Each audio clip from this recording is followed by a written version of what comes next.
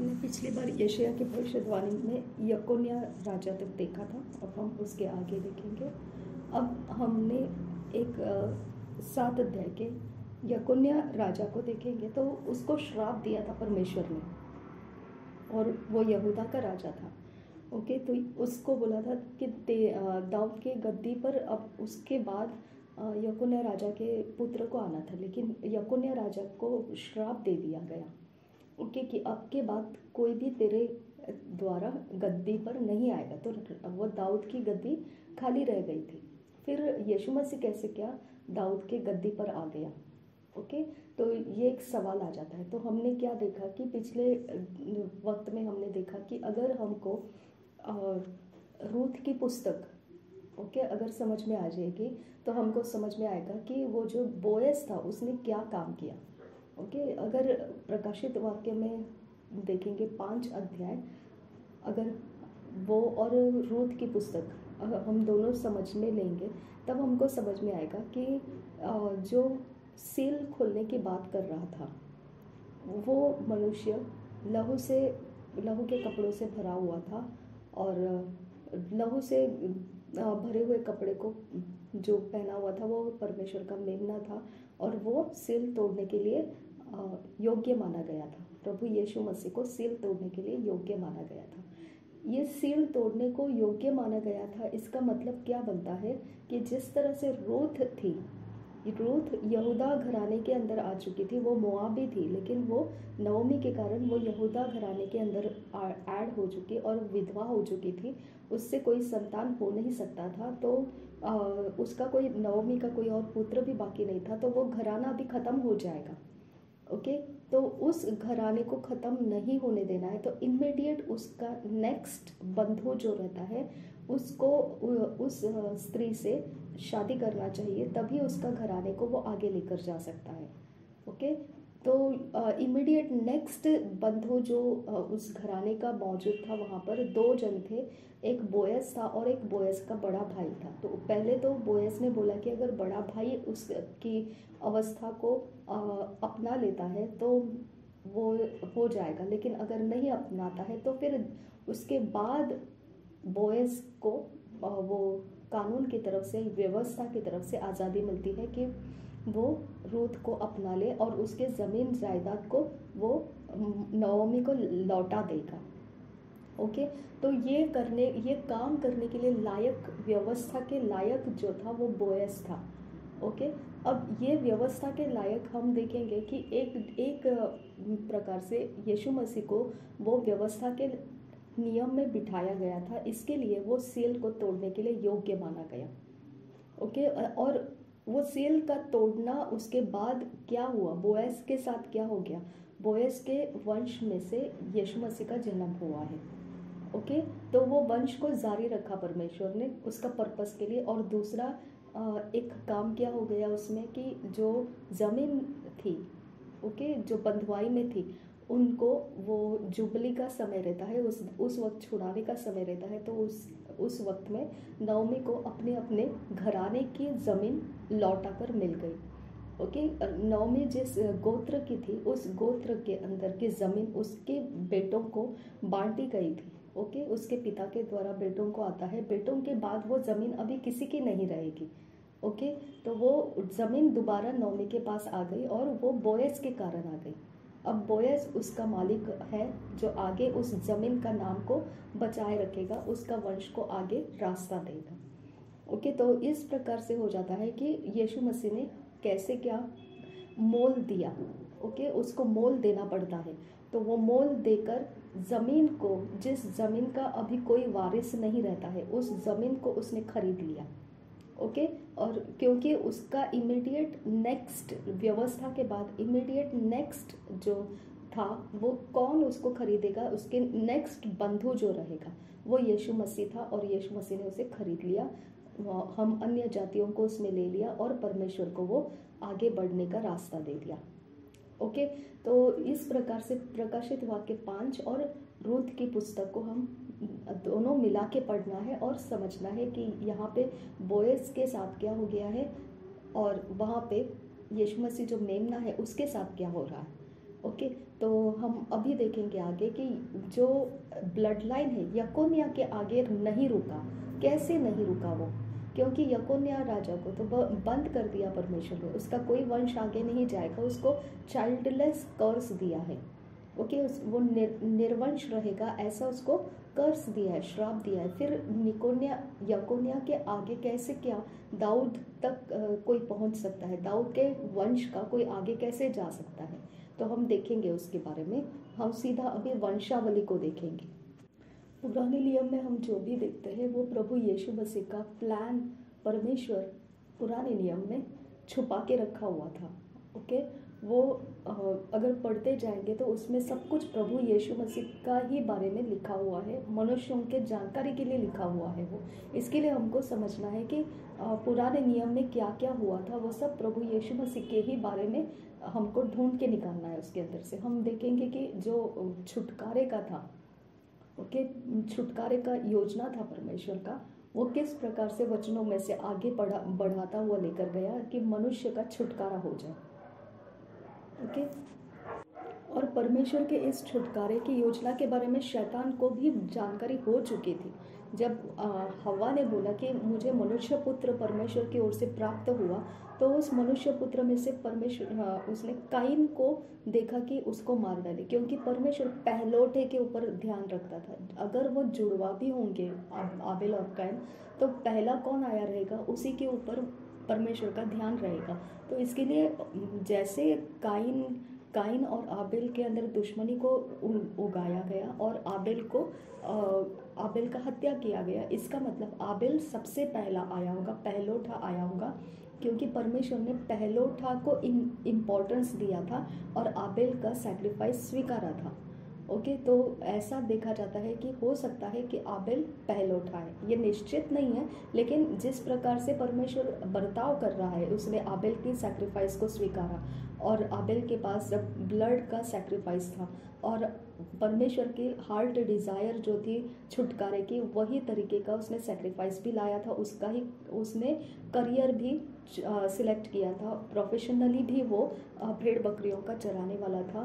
तो ये परमेश्वर ने देखा कि ये लाइन से मैं क्या करने वाला हूँ, अब मेरे लिए रास्ता बनाने वाला हूँ, तो छुटकारे के लिए, मनुष्य के छुटकारे के लिए। ओके, तो उत्पत्ति के 3 अध्याय के 15 वचन से ही उसने उस जनरेशन का प्लान कर दिया था। ओके, लेकिन अगर आप देखोगे कि उत्पत्ति का 3 अध्याय के 15 वचन के बाद उसने जनरेशन्स को वैल्यू दिया था या पहले से ही दिया था?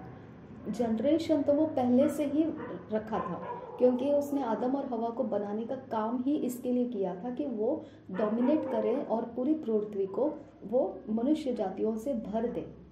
ओके, तो जनरेशन का प्लान फल खाने के बाद भी चलता रहा, जनरेशन का प्लान फल खाने के पहले ही शुरू कर दिया था परमेश्वर ने। तो जनरेशन के साथ परमेश्वर का फाइट नहीं था, लेकिन जैसा ही फल खाया तो उस जगह पे 2 डायरेक्शन फ्री हो गए। ओके, फल खाने की वजह से एक जीवन की तरफ जनरेशन जाने वाला है और एक अनंत काल के मृत्यु की तरफ जनरेशन जाने वाला है। तो वो जनरेशन का शुरुआत हो चुका, नहीं तो काइन और आबेल जन्म नहीं लेते थे। समझ में आया? यानी काइन और आबेल का जन्म होने का कारण ये था कि अब परमेश्वर बंटवारा कर देगा, जो काइन का जनरेशन है वो मृत्यु की तरफ जाएगा और जो आबेल का जनरेशन है वो आगे निकल जाएगा, परमेश्वर जो चाहता है उस डायरेक्शन में, जीवन के डायरेक्शन में जाएगा। इसके लिए शैतान ने क्या किया, सबसे पहलौठा जो है उसके ऊपर वार कर दिया। कैसे समझा उसने? उसके सैक्रिफाइस को स्वीकारा परमेश्वर ने, और दूसरा उसका माइंडसेट परमेश्वर के साथ मैच करते हुए उसने सैक्रिफाइस को लिया था और परमेश्वर के माइंडसेट को मैच करते हुए उसने अपना करियर को चुना हुआ था। ओके, तो इस प्रकार से शैतान ने जज किया कि गैस किया कि देखते हैं कि यही होगा, वो शायद इसमें से वो उत्पत्ति के 3 अध्याय के 15 वचन को पूरा करने वाला है। ओके, अब उत्पत्ति के 3 अध्याय के 15 वचन को पूरा करने वाला है, ये नहीं, वो देख रहा था कि जनरेशन्स को डिस्ट्रॉय किया जाए, क्योंकि परमेश्वर ने जनरेशन का प्लान किया था। उत्पत्ति के 3 अध्याय का 15 वचन का प्लान नहीं किया था मनुष्य को बनाते समय। मनुष्य को बनाते समय उसने जनरेशन का प्लान किया था, लेकिन उत्पत्ति 3 अध्याय 15 का प्लान उसके बाद है। ओके, तो सबसे पहला परमेश्वर जनरेशन के ऊपर ध्यान रखा हुआ था। इसके लिए शैतान ने सबसे पहला जो घाव किया वो आदम के ऊपर किया, क्योंकि उसके द्वारा जनरेशन आने वाले थे। और दूसरा घाव उसने आबेल के ऊपर कराया, काइन के द्वारा आबेल के ऊपर कराया। ओके, तो शैतान गैस कर रहा है कि परमेश्वर का अटेंशन किस डायरेक्शन में जा रहा है, वो उस डायरेक्शन में घाव कर रहा था। तो जब हम देखेंगे मूसा को बचा के रखा गया था, लेकिन उस वर्ष में भी 2 वर्ष के आयु के नीचे बच्चों को पहलोठों को मार डाला गया था। ओके, उसके बाद आगे जाके देखेंगे तो हेरोद ने भी यीशु मसीह के जन्म की बात सुनने के बाद में 2 साल के बच्चे के नीचे जितने भी रहेंगे वो सब पहलोठे को यानी पुरुष जाति को मार डालने के लिए कहा था। ओके, तो शैतान ये देख रहा था कि जनरेशन्स नहीं जाना है आगे, यानी शैतान जनरेशन का विरोध कर रहा था। समझ में आया? शैतान इसका विरोध नहीं कर रहा था कि स्त्री का बीज आने वाला है, शैतान जनरेशन का विरोध कर रहा था, क्योंकि परमेश्वर ने जो उत्पत्ति के 1 अध्याय के 26 वचन में शुरू किया, वो जनरेशन को फ्लरिश करने की बात उसने उत्पत्ति के 1 अध्याय के 28 और 27-28 में लिखा है। ओके, उसने उत्पत्ति के 2 अध्याय के आखिरी में देखेंगे तो उसने स्त्री और पुरुष बनाया, यानी उसको वो पता है कि जनरेशन बढ़ाने वाले, कुव्वत रखने वाले पर्सनालिटीज उसने बनाया। समझ में आया? उसने छोटे बच्चे नहीं बनाए। ओके, उसने पर्सनालिटी बनाया, व्यक्तिमत्व बनाया, शरीर की रचना, उन्नत की हुई शरीर की रचना को उसने बनाया, जिसके द्वारा फिर वो लोग जनरेशन को लाना शुरू करेंगे। इसके लिए शैतान जनरेशन के पीछे है, वो स्त्री के बीज का पीछा नहीं किया था उसने। इसके लिए हमको परमेश्वर ने एक आइडिया क्या किया वो देखिए। जब शैतान काइन और आबेल को मारने के लिए आ सकता है, जनरेशन के पीछे आकर उसने आदम को भ्रष्ट कर दिया। अब उसमें से जनरेशन निकलने के बाद परमेश्वर के काम नहीं आने वाला है, बहुत बड़ा डिस्ट्रक्शन शैतान ने वहाँ पे कर दिया था। अब परमेश्वर ने बोला ठीक है, अब मैं ये करूँगा कि पुरुषों के द्वारा नहीं आएगा, मुझे जो जनरेशन चाहिए वो स्त्री के द्वारा आएगा। समझ में आया? तो जनरेशन का तो वैसा ही शैतान पीछा करते आया है, जनरेशन का तो उसने वैसा ही फायदा उठाया है मार डालने का। ओके, जनरेशन के अंदर परमेश्वर का फोकस पहलोठों के ऊपर था, चाहे वो प्राणी हो, पशु हो, पक्षी हो, कुछ भी हो, उसके पहलोठे के ऊपर परमेश्वर का फोकस, अटेंशन रहा करता था। ओके, तो पहलोठे के और फिर बाद में उसके जनरेशन के पहलोठे का फोकस पॉइंट रखने के बाद शैतान ने यही देखा कि जो भी जनरेशन में पहलोठा होगा उसको ही नाश करना है। तो उसने पहलोठे के साथ ही अटैक करना स्टार्ट कर दिया था। पहलोठे के साथ अटैक करना स्टार्ट तो कर दिया था, परमेश्वर का जो पुरुष जाति के अंदर बीज रख के मनुष्य जाति को फैलाने का प्लान था उसके ऊपर तो उसने अटैक कर दिया था। लेकिन शैतान को ये नहीं मालूम था कि परमेश्वर जनरेशन्स क्यों ला रहा है। समझ में आया? परमेश्वर जनरेशन्स क्यों ला रहा है ये वो समझ नहीं पा रहा था। तो उसने तो मनुष्य जाति का पहलोठे पर आक्रमण किया, क्योंकि जनरेशन में जो पहलोठा है वही परमेश्वर स्वीकार रहा है। परमेश्वर पहलोठे फल को ही मांगता है, पहलोठे जाति को ही मांगता है, पहलोठे मनुष्य को ही बोल रहा है। पहलोठा जो है उसी के ऊपर उसका आक्रमण था। तो उसने मनुष्य जाति के जनरेशन्स में से सब कुछ जो पहला है उसके ऊपर अटैक करना स्टार्ट किया था। ओके, तो वो अटैक के नीचे फिर बाद में दूसरी बार उसने जाके क्या एक स्टेप उठाया कि पुरुष जाति के अंदर बीज है तो उस बीज को नाश कर दो ताकि ये फैलेगा नहीं जनरेशन। समझ में आया? तो 2 टारगेट तो जो उत्पत्ति का 3 अध्याय का 15 वचन है उसके पहले ही वो टारगेट स्टार्ट किया था शैतान ने। ये नहीं कि उत्पत्ति के 3 अध्याय का 15 वचन आया तभी शैतान जाग गया, ऐसा नहीं है। उसको आदम के पीछे आने का कारण ही ये था क्योंकि आदम अब जनरेशन्स को लाने वाला बीज था। ओके, उसको आदि माता और आदि पिता कहा गया है, यानी कि उनको पुरुष और स्त्री के पर्सनालिटी में बनाया गया था। वो छोटे बच्चे के पर्सनालिटी में नहीं थे जो ग्रो कर रहे थे, नहीं, वो मैच्योर्ड थे, वो ब्याह करने के लायक थे, बच्चे जन्मने के लायक, ऐसे उनको पहला ही शुरुआत उनका वैसा किया गया। इसके लिए आदम और हवा को आदि माता और आदि पिता कहा जाता है।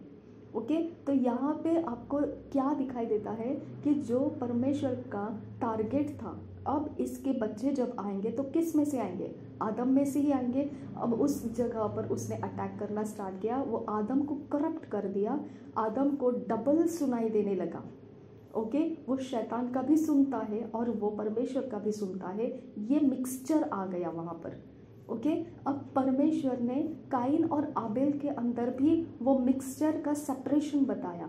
आबेल ने परमेश्वर को पसंद है वो बातों को सुना, काइन ने परमेश्वर को जो पसंद नहीं है, शैतान को जो पसंद है, उन बातों को सुना। समझ में आया? तो परमेश्वर ने वॉइसेस को डिफरेंस कर दिया। अब आदम के जनरेशन में, हम मनुष्य जाति के जनरेशन में अब दोनों वॉइस सुनते हैं हम। ओके, हम शैतान का भी सुन रहे, हम परमेश्वर का भी सुन रहे। ओके, लेकिन जब हम वचन के अनुसार कुछ सिलेक्ट करते हैं तो इसका मतलब हमने किसका सुना? परमेश्वर का सुना। अगर हम शैतान के अनुसार कुछ गलत काम सिलेक्ट कर लेते हैं तो हम किसकी सुन रहे? शैतान की सुन रहे। सेपरेशन आ गया, लेकिन भला और बुरा दोनों भी इकट्ठा हमारे अंदर स्टार्ट हो गया। इसके लिए परमेश्वर ने क्या बोला था? वो फल मत खाओ जो भले बुरे ज्ञान का समझ देता है, उस फल को मत खाओ। ओके, अगर वो नहीं खाते तो अब क्या हो जाता था? स्पिरिचुअल रियाम नहीं खुलता था मनुष्य के पास। वो स्पिरिचुअल रियाम नहीं खुलने की वजह से अब उसमें वो अंधा गूंगा बहरा रहता था और सिर्फ परमेश्वर का वो सुनता था और परमेश्वर को चाहिए वही वो करता था। अब देखिए, आदम ने शुरुआत में ही क्या देखा आपने? उसके सामने सारे पशु प्राणी जीव जंतुओं को लाके छोड़ा गया, तो क्या हो गया उसमें से? उसने बोला इसमें से मेरे सहचारिणी कोई भी नहीं है, मेरी सहायता करने वाला सहायक कोई भी नहीं है। ओके, तो अब हम देखेंगे पवित्र आत्मा हमारा सहायक बोलकर परमेश्वर ने भेजा। उस वक्त परमेश्वर ने उसको हव्वा सहायक बना के दिया। ओके, क्योंकि उसके बुद्धि को समझ में आया कि इसके अंदर मुझे सहायता करने लायक कुछ नहीं है, तो उसने नाम दे दिए उन सबको, लेकिन उसमें से अपने लिए कोई चुना नहीं। ओके, लेकिन आज हम देखते हैं कि मनुष्य जाति प्राणियों को, पक्षियों को, सब कुछ को वो भ्रष्ट कर रहा है। वो अपने संगीनी मानता है। ओके, वो अपने बच्चों की तरह उनको समझता है, वो अपना जनरेशन भी समझता है उसको। ओके, मतलब इतना मनुष्य उस प्राणी के और पशुओं के बीच में मिक्स हो चुका है कि वो मनुष्य जाति और प्राणी पशु अलग है, उसमें डिफरेंस नहीं रखा। ये भ्रष्ट हो चुका जनरेशन है। ओके, इस भ्रष्ट हुए जनरेशन के अंदर परमेश्वर का आवाज़ पहचानना बहुत मुश्किल है। ओके, अब इसके लिए परमेश्वर ने क्या किया? उसका आत्मा अभी हमारा सहायक बना दिया। वो आत्मा जब हमसे बात करता है तो हमको परमेश्वर का आवाज़ मालूम पड़ता है। वो आत्मा जब हमसे बात नहीं करता है तो हम बोल सकते हैं कि ये शैतान का आवाज़ है। ओके, तो इस तरह से हमको परमेश्वर ने सेपरेट जनरेशन में लाया। पहलोठा जो है, जो मुर्दों में से जाग उठा, नया सृष्टि बना, वो पहलोठा को शैतान मार नहीं सका। वो पहलोठा कौन है? प्रभु यीशु मसीह है।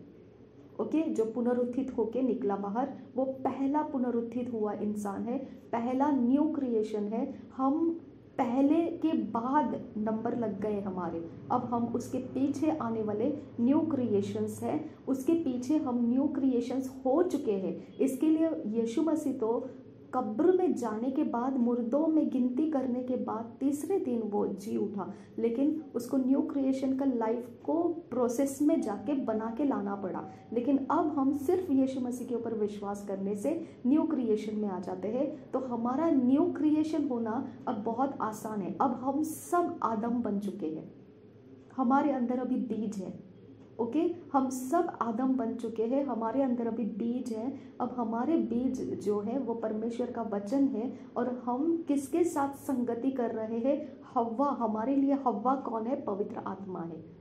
ओके, जो कभी भी विश्वासघात नहीं करेगा परमेश्वर का, और वो सही तरह से आदम की हेल्प करेगा। तो हम सब न्यू क्रिएशन में हैं और हमारा सहायक पवित्र आत्मा है। हम मिल के काम कर रहे हैं और हमारे लिए बीज देने का काम कर रहा है परमेश्वर। हमको क्या बोला गया है यहाँ पर देखेंगे। अब आदम और हवा का तो मैंने एग्जाम्पल बोला, लेकिन असलियत में हमको परमेश्वर कैसा देख रहा है वो देखेंगे।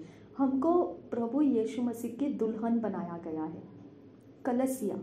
ओके, कलसिया को दुल्हन बनाया गया है और प्रभु यीशु मसीह को दूल्हा बोला गया है।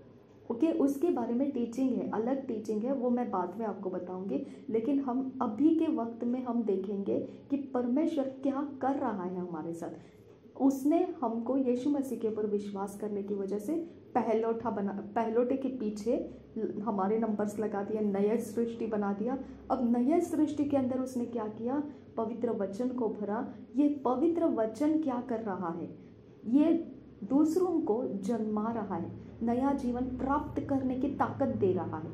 कौन सी ताकत है वो? विश्वास करने की ताकत दे रहा है। तो हम फिजिकल से जन्म देने वाले बहुत कम हो सकते हैं, लेकिन स्पिरिचुअली हम बहुतों को विश्वास में उतार कर लाने की ताकत रखते हैं। समझ में आया? फिजिकली आपको जो संभोग करके जो बच्चे पैदा करने का प्रोसेसिंग रहता है वो स्ट्रगल में है, हार्डशिप में है, लेकिन स्पिरिचुअली अब आपको बीज परमेश्वर का वचन है। जब वचन आप में से काम करता है, वचन प्रभु यीशु मसीह है, जब वचन काम करता है तो लोगों के अंदर विश्वास आना स्टार्ट होता है और वो नया सृष्टि बन जाते हैं। ओके, तो हम कितने सारे लोगों को नया सृष्टि बना दिया है, अनगिनत। ओके, इसके कारण हमारा संतान बहुत ज़्यादा है जो त्यागी हुई है, उसको परमेश्वर ने स्वीकारा। अन्य जाति हम लोगों के द्वारा परमेश्वर ने उसके जनरेशन को क्रिएट किया। ये प्लान शैतान फेल नहीं कर पाया। ओके, ये प्लान यीशु मसीह था, वो यीशु मसीह उत्पत्ति के 3 अध्याय 15 वचन में छुपा के रखा प्रभु यीशु ने। उस प्लान को स्त्री जाति से बीज कैसे आएगा, ओके, तो स्त्री जाति के बीज कैसे आएगा, तो अब मैं आपको यहाँ पर बताती हूँ कि आपको वहाँ पर बोला है स्त्री जाति के बीज और सर्प के बीज। ओके, अब सर्प का बीज बोलेंगे, क्या सर्प पुरुष जाति है या स्त्री जाति है? हमको यहाँ पे क्या बोला है, स्त्री जाति का बीज आने वाला है। लेकिन अब सर्प के बारे में स्त्री जाति का बीज में से आएगा या पुरुष जाति के बीज में आएगा, ये स्टडी है। समझ में आया? अब यहाँ आपको आगे जाके हम स्त्री जाति के बीज में से जनरेशन बन चुके हैं। ओके, अब हमारा पिता परमेश्वर है। हम स्त्री जाति के अंदर से यीशु मसीह के पीछे हम नया सृष्टि बन चुके हैं। विश्वास के द्वारा हम फैल चुके हैं। जैसे स्त्री जाति को काइन और आबिल पहले पुत्र थे, वैसे हम परमेश्वर के अब नए यीशु मसीह के बाद वाले सब हम अन्य जातियों में से विश्वास के द्वारा आए हुए परमेश्वर के संतान हैं। ओके, तो इस प्रकार से हमारा जनरेशन आगे जा रहा है। इस जनरेशन को शैतान फाइट कर रहा है, लेकिन वो जनरेशन जो मनुष्य जाति को फैलाओ ये बोला था, वहाँ से उसने फाइट स्टार्ट कर दिया था आदम से। ओके, और उसके बाद स्त्री जाति का बीज आएगा और जनरेशन स्टार्ट होगा। तो उसने स्त्री जाति का बीज यीशु मसीह समझकर उसको भी मार डाला, लेकिन वहाँ से वो जनरेशन नया सृष्टि स्टार्ट हो गया। ओके, तो शैतान कहीं पर भी सक्सेसफुल नहीं हुआ है, वो सब जगह में फेल होता आया है।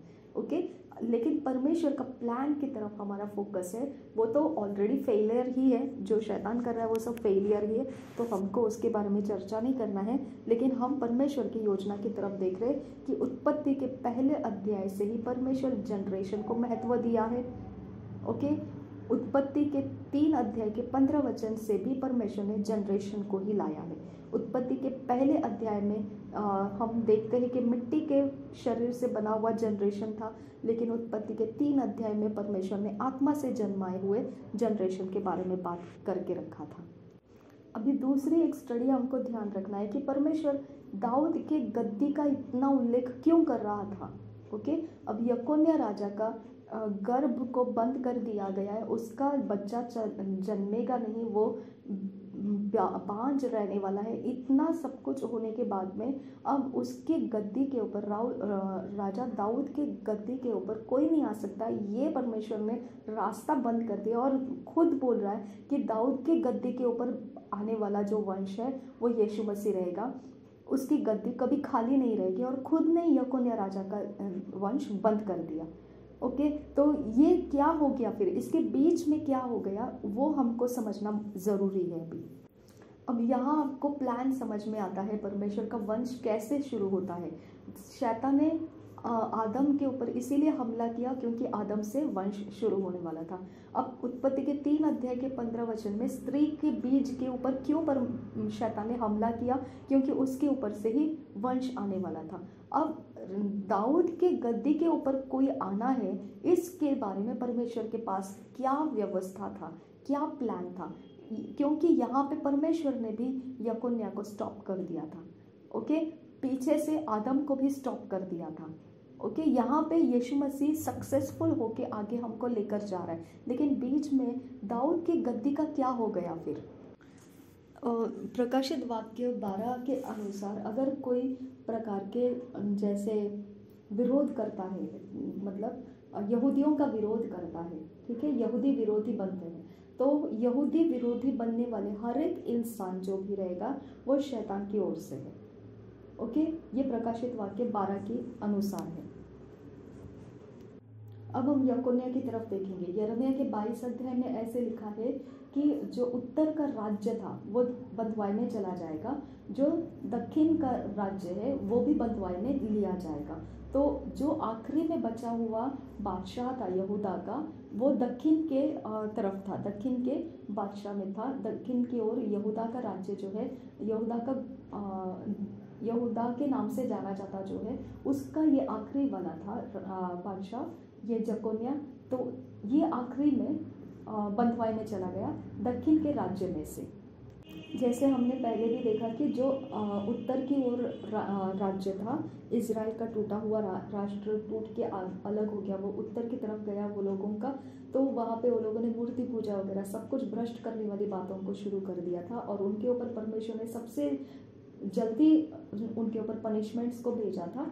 तो वो पनिशमेंट्स अश्शूरियों के द्वारा भेजा था, लेकिन जो यहूदा के ऊपर भेजने वाला था दक्षिण की ओर, वो लेट हो रहा था, क्योंकि वो कुछ समय तक वो व्यवस्था का पालन भी कर रहे थे और कभी कभी वो मिस्टेक्स भी कर रहे थे, तो परमेश्वर का क्रोध विलंब से आ रहा था उनकी तरफ। लेकिन उनके ऊपर चढ़ाई करने का परमेश्वर ने प्लान रख दिया था, वो बेबीलोन के द्वारा वो मिटाए जाने वाले थे, मतलब चढ़ाई किए जाने वाले थे। तो यहाँ पे बेबीलोन ने पहले ही अश्शूरियों के ऊपर अटैक किया, अश्शूरियों को कब्जे में लिया, तो अश्शूरियों के कारण फिर इज़राइल भी उसके बेबीलोन के कब्जे में आ गया। अब बेबीलोन को तो पहले ही यहूदा के ऊपर अटैक करने के लिए ठहराया था परमेश्वर ने। अब क्या हो गया, जो उत्तर का है वो भी पूरा इज़राइल बेबीलोन के कब्जे में हो गया, और दक्षिण की ओर है वो भी यकोन्याह आखिरी में राज्य कर रहा था दाऊद के गद्दी के ऊपर। फिर अब वो आखिरी में यहूदा की ओर से भी वो कब्जे में गया, तो अभी पूरा इज़राइल बंधुआई में चला गया, उत्तर और दक्षिण दोनों भी बेबीलोन के कब्जे में चले गए। बेबीलोन का राजा उस समय नबूकदनेस्सर था। हम यिर्मयाह की भविष्यवाणी में जाएंगे, 22 अध्याय में देखेंगे इसके बारे में। पहले यिर्मयाह के भविष्यवाणी 22 अध्याय का 24 और 25 वचन। यिर्मयाह का 22 अध्याय 24 और 25 वचन। यहोवा की यह वाणी है, यहोयाकीम को परमेश्वर का दंड। यहोवा की यह वाणी है, मेरे जीवन की सौगंध, चाहे यहोयाकीम का पुत्र यहूदा का राजा कोन्या, ये कोन्या और यकोन्याह एक ही नाम है, ओके, मेरे दाहिने हाथ की अंगूठी भी होता। अब परमेश्वर बोल रहा है ये, ओके। अब यकोन्याह यहूदा की राज्य में राज्य कर रहा है, और उसके ऊपर परमेश्वर का दाऊद की गद्दी का प्लान है। तो इसके लिए परमेश्वर उसको मेंशन कर रहा है कि अगर वो मेरे हाथ की अंगूठी, दाहिने हाथ की, यानी उसको मैंने इतना इम्पोर्टेंट वैल्यूएबल माना है, इतना महत्व का माना है, कीमती माना है, अंगूठी होता तो भी, यानी दाऊद के गद्दी को आगे चलाने वाला ऐसा ठहराया था परमेश्वर ने उसको, तो वो बोल रहा है कि मैं उसे उतार फेंकता। मैं तुझे तेरे प्राण के खोजियों के हाथ और जिनसे तू डरता है उनके अर्थात बेबीलोन के राजा नबूकदनेस्सर और कसदियों, यानी ये अशुर हमने जो पिछले जो क्या कहते हैं उसको, एसीरियंस बोलते हैं, ओके इंग्लिश में, तो कसदियों के हाथ में कर दूंगा। मैं तुझे तेरे जननी समेत एक पराये देश में जो तुम्हारे जन्मभूमि नहीं है फेंक दूंगा और तुम वही मर जाओगे। परंतु जिस देश में वे लौटने की बड़ी लालसा करते हैं वहां कभी लौटने न पाएंगे। ओके, अब आगे देखिए 28 वचन। क्या यह पुरुष कोन्या तुच्छ और टूटा हुआ बर्तन है? क्या यह निकम्मा बर्तन है? फिर वह वंश समेत अनजाने देश में क्यों निकाल कर फेंक दिया जाएगा? हे पृथ्वी पृथ्वी, हे पृथ्वी, यहोवा का वचन सुन। यहोवा यूं कहता है, इस पुरुष को निर्वंश लिखो। अब समझ में आया, परमेश्वर दाऊद के गद्दी की इतनी चिंता रख रहा था कि उसके ऊपर उसका स्टैंड था, एक आने वाला समय को, नया क्रिएशन को लेकर आने का, जो आज हम नए क्रिएशन में है, नए क्रिएशन की जनरेशन को लेकर आने का उसका बड़ा प्लान था। फिर भी परमेश्वर बोलता है मैं उस प्लान को रखूंगा, लेकिन जो उसके प्लान के अंदर महत्व का इंसान है उसके ऊपर मैं दया नहीं करूंगा। अगर उसने गलती कर दिया तो मैं उसको निकालूंगा। तो वहाँ पे उसका वैल्यू बताया गया है कि क्या वो यूजलेस इंसान था? नहीं। क्या वो परमेश्वर के आंखों में महत्व नहीं था? नहीं, वो महत्वपूर्ण था। ओके, उसके ऊपर परमेश्वर का बड़ा फोकस था, अटेंशन था। लेकिन परमेश्वर बोलता है इतना होने के बावजूद भी मैं उसके ऊपर रहम नहीं करूँगा, मैं उसको पनिश करने वाला हूँ और उसको बंधुआई में डालने वाला हूँ। और वो राजा अगर बंधुआई में गया तो उसका प्रजा भी उसके साथ बंधुआई में जाएगा, यानी उसके साथ जितने भी लेवी लोग थे, यहूदा के जो याजक और लेवी लोग थे वो ही थे दक्षिण की ओर, तो वो सब और यरूशलेम के साथ वो निकल गए बबीलोन के हाथों में और अशूरियों के हाथों में निकल गए, कसदियों के हाथों में निकल गए। ठीक है, यहाँ अब ये दिखाई देता है ना कि परमेश्वर बोलता है तुम लालसा करोगे अपने ज़मीन के ऊपर लौट कर आने की, लेकिन तुमको मैं आने नहीं दूंगा। जैसा इज़राइल का आप देखते हैं 40 वर्ष तक उनको जंगल में चलाते वक्त उनकी परीक्षा की परमेश्वर ने कि ये मेरे ऊपर विश्वास करते हैं कि नहीं, और बार बार उन्होंने विश्वास से मुकर गए वो, और परमेश्वर ने उनको ख़त्म कर दिया। लेकिन उनके बच्चों को बचाए रखा, जो बच्चे खतना नहीं किए हुए थे। अब समझ में आया, क्योंकि वो बच्चे रास्ते में जन्म लिए, तो इसकी वजह से उनके बाप दादाओं को जितने मिस्र में से निकले थे वो सारे के लोग मारे गए, सिर्फ उनके बच्चे निकल आए। और यहोशू ने उनको उस जगह में लाया जहाँ परमेश्वर ने उनको बोला था ये जगह मैं तुमको दे रहा हूँ, तो तुम इन लोगों को मार डालो, इसमें से कुछ भी बचा के नहीं रखना। और वहाँ पे ये मिस्टेक किया गया था कि वो राजा ने क्या किया, वो कुछ बचा के रखा, संभाल के रखा, और फिर उसके कारण इजराइल के ऊपर नाश आ गया, परमेश्वर का गुस्सा आ गया। ओके, अब यहाँ आपको क्या दिखाई देता है कि जो खतना नहीं किया था फिर भी परमेश्वर ने उस जनरेशन को निकल कर आने दिया। निकल कर आने के बाद में जिस जगह में वो पहुंच गए, तब यहोशू को कमांड किया जाके अब इन बच्चों का खतना कर दे, क्योंकि ये बच्चे रास्ते में जन्मे थे और उनका खतना जो समय में करना चाहिए था व्यवस्था के अनुसार नहीं किया गया है। ओके, तो इस तरह से उनका परमेश्वर ने खतना करके जिंदा रखा उनको और फिर उनको यूज़ करना स्टार्ट किया। ठीक है, तो ये जगह ज़मीन फिर बंटवारे में गई थी। उस बंटवारे के अंदर जो भी हो गया था वो सारी चीज़ों में जो मेन जगहें थी इन लोगों की उस जगह को पूरी तरह से बंधुआई में ले लिया बबीलोन ने। और अब क्या हो गया, बबीलोन के कब्जे में आने के बाद इनका अपना गोत्र के अनुसार जो ज़मीन था इनका, ये वापस लौटने की कोशिश कर रहे हैं, लेकिन इनको जाने का रास्ता परमेश्वर ने नहीं रखा। उसके बारे में भी यही हो रहा है कि जितने भी अब बंधुआई में गए वो मारे जाएंगे और जो उनके बच्चे हैं वो बच जाएंगे।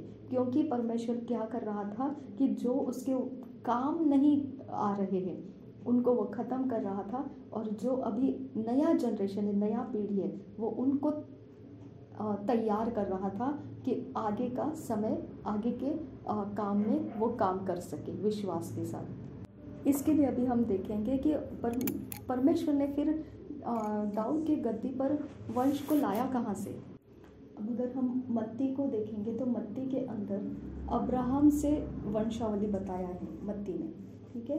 ये अब्राहम से इसलिए बताया क्योंकि परमेश्वर ने अब्राहम से वाचा देकर शुरुआत किया था।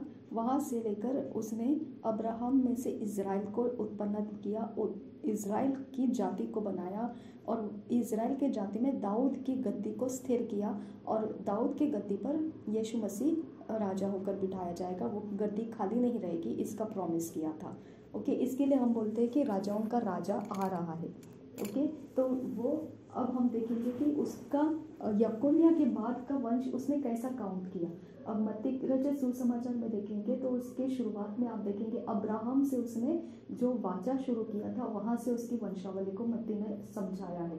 मत्ती ने वंशावली को समझाते समय आप देखिए, ओबेद से यशय से दाऊद उत्पन्न हुआ। दाऊद तक तो ठीक है, दाऊद के बाद सुलेमान, ये सब ठीक है, लेकिन यकोन्याह के बाद परमेश्वर ने क्या किया वो देखना है। तो हम देखते हैं कि उसने तो जब वंशावली को लिखा तो सुलेमान के बाद में भी उसने वंशावली को कंटिन्यू रखा। ये कैसे हुआ? और हम आखिरी में देखते हैं कि उसने वंशावली के आखिरी में याकूब का पुत्र यूसुफ ये बोला है। ओके, मत्तई का पुत्र याकूब, याकूब का पुत्र यूसुफ, ऐसे नाम दिया है। तो फिर ये कैसे क्या जनरेशन आ गया, समझ में आया?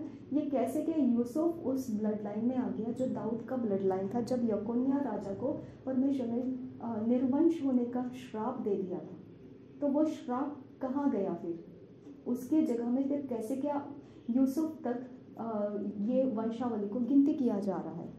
जब परमेश्वर का भवन बनाने का बात हो रहा था तब परमेश्वर ने बोला तेरा बेटा सुलेमान जो है वो बनाएगा, तो मत बना, क्योंकि तेरे हाथ युद्ध करके खून से भरे हुए हैं। इसकी वजह से सुलेमान के द्वारा वो घर बनाया जाएगा। और परमेश्वर ने वो भवन को महत्व क्यों दिया? ओके, जिस भवन के बारे में दाऊद बोल रहा था कि मैं परमेश्वर के लिए भवन बनाना चाहता हूँ, उसके भवन को महत्व क्यों दिया? दाऊद ने महत्व दिया, लेकिन परमेश्वर बोलते हैं तुम मत बना, सुलेमान बनाएगा, क्योंकि तेरे हाथ खून से रंगे हुए हैं युद्ध के कारण, तू मत बना, सुलेमान को बनाने दे। यानी परमेश्वर उस घर को बनाने के विरोध में नहीं था। फिर परमेश्वर ये घर बनने क्यों दे रहा था, है ना? तो उस घर को बनाने के बाद में परमेश्वर दाऊद के वंशावली को भी सेपरेट कर रहा था कि उस वंशावली में से ही दाऊद की गद्दी के ऊपर राजा बनेगा कोई भी। ओके, तो परमेश्वर का बहुत महत्व था ये घर के बारे में भी, जो दाऊद बनाने की बात सोच के रखा था। और दूसरा, उसकी राज गद्दी के बारे में भी परमेश्वर एक खास प्लान रख के आगे जा रहा था। लेकिन अब अगर हम देखेंगे सुलेमान के आगे भी वंशावली के नाम देख रहे हैं हम, ये सब नाम के अंदर से ही यूसुफ का नाम आया है, और उसको पिता वंशावली में उसको व्यवस्था के अनुसार पिता माना गया है। लेकिन सुलेमान के पहले तक सब जो थे वो सब कौन थे? वो सब रिश्ते में सच में वो ब्लड लाइन में से पुत्र थे। ओके, अब्राहम का खून से जन्मा हुआ इसहाक था, इसहाक के खून से जन्मा हुआ याकूब था, याकूब के खून से जन्मा हुआ ये सारे यहूदा, ये सब जो था वो सब खून के द्वारा वंशावली में है। लेकिन यूसुफ जो यीशु मसीह का पिता है वो व्यवस्था के अनुसार वंशावली में है। अब समझ में आया? यकोन्याह का वंश बंद कर दिया तो खून के द्वारा जो वंशावली में आता है वो रास्ता बंद हो गया। ओके, वो खून से कनेक्शन कट हो गया। लेकिन व्यवस्था के अनुसार यूसुफ यीशु मसीह के पिता बने, वो वंशावली में उसके आ गए।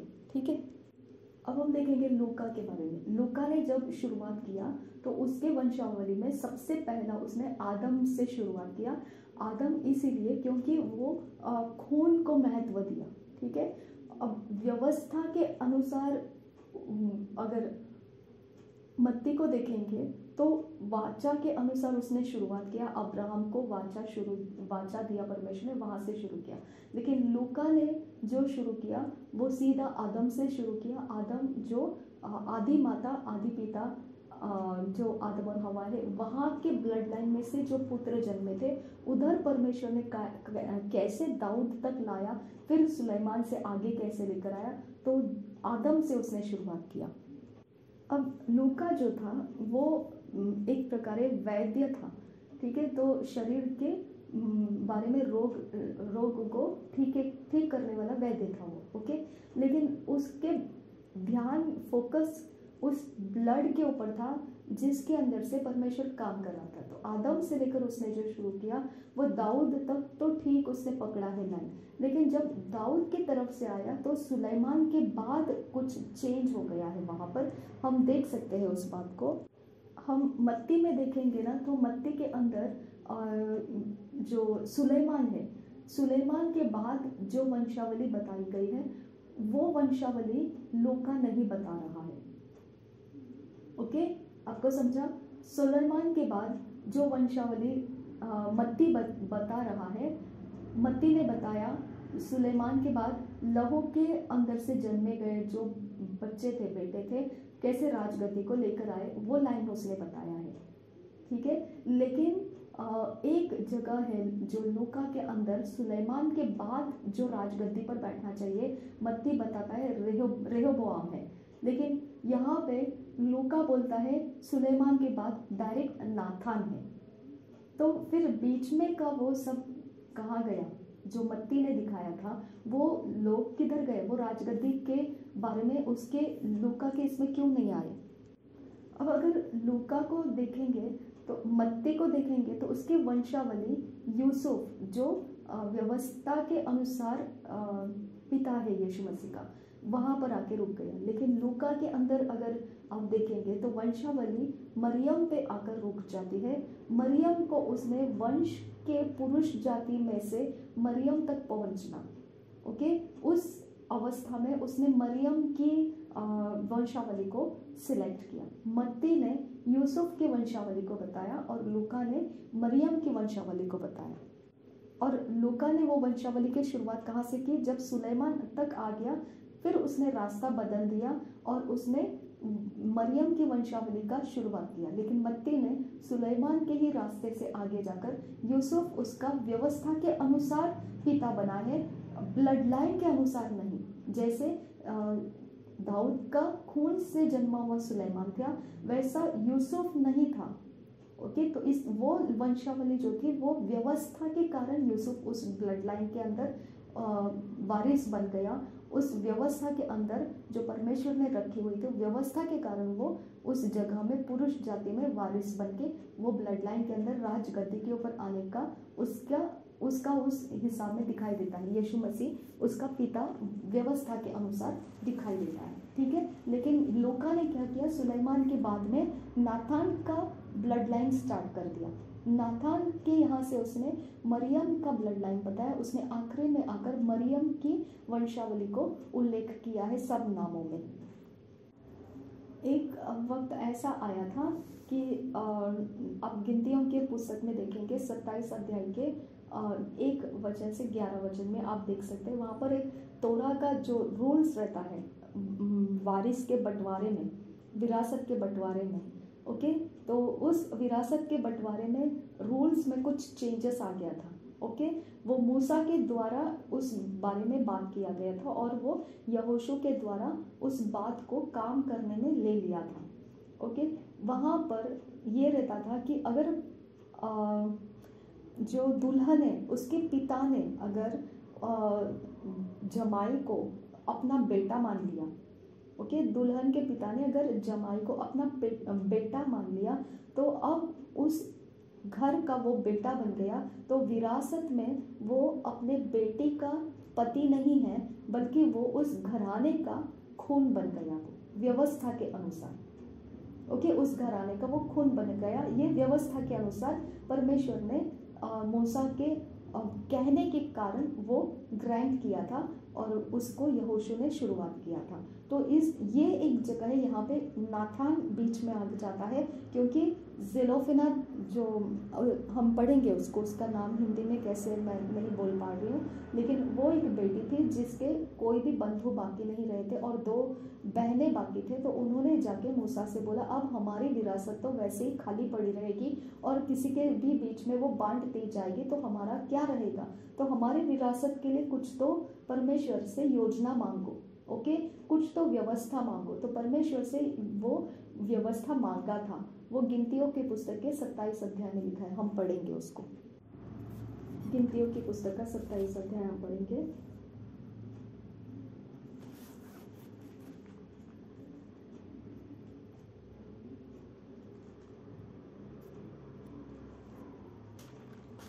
एक से 11 वचन।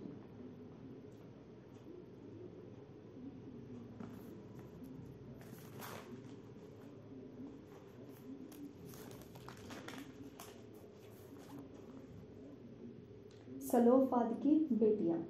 तब यूसुफ के पुत्र मनश्शे, अब देखिए यूसुफ के पुत्र मनश्शे के वंश के कुलों में से सलोफाद, जो हेपेर का पुत्र और गिलाद का पोता और मनश्शे के पुत्र माकीर का परपोता था, उसकी बेटियां जिनके नाम महला, नो, होगला, मिल्का और तिरसा है, वे पास आई और वे मूसा और एलियाजर याजक और प्रधानों और सारे मंडली के सामने मिलाप वाले तंबू के द्वार पर खड़ी होकर कहने लगी, हमारा पिता जंगल में मर गया, परंतु वह उस मंडली में का न था जो कोरह की मंडली के संग होकर यहोवा के विरुद्ध इकट्ठी हुई थी।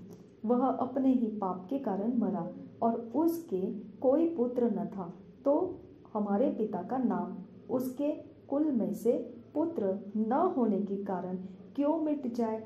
ओके, तो इसका मतलब एक नेचुरल डेथ वो मरा था, लेकिन उसको पुत्र नहीं था। ओके, तो उसकी बेटियां अभी क्लेम कर रही है इस बात को कि अब उसका वंश मिट जाएगा। तो मिटने क्यों दे रहा है तू उसको? उस वंश का जमीन फिर हम किसके जमीन पर रहेंगे? हम तो भटके हुए जमात में हो जाएंगे। इसके लिए अब हमको जमीन दे। ओके, कि हम अपने अधिकार के जमीन में पिता के बाद उसमें रह सकते, क्योंकि उसको व्यवस्था ही नहीं था, ऐसा व्यवस्था ही नहीं था कि उसके अंदर बेटियां रह सकती हैं।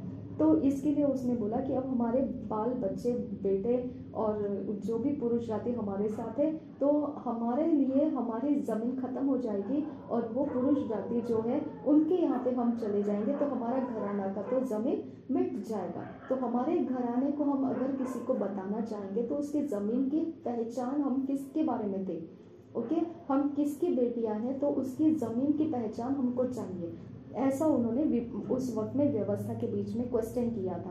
तब मूसा ने उसके बारे में बोला था, तो हमारे पिता का नाम उसके कुल में से पुत्र न होने के कारण क्यों मिट जाए? हमारे चाचाओं के बीच हमें भी कुछ भूमि निज भाग करके दे, क्योंकि परमेश्वर ने 12 गोत्रों को इकट्ठे करके एक एक जमीन का टुकड़ा 4 दिशाओं में बांट दिया था। ओके, 3-3 गोत्र जो थे वो एक एक जमीन के टुकड़े के ऊपर आ चुके थे, टोटल 12 थे। ओके, तो कुछ गोत्र के अंदर की ज़मीनें फिर उनके जो बच्चे थे वो बच्चों को उस ज़मीन के टुकड़े मिल जाते थे, वो उनके नाम से वो ज़मीन संभाली जाती थी।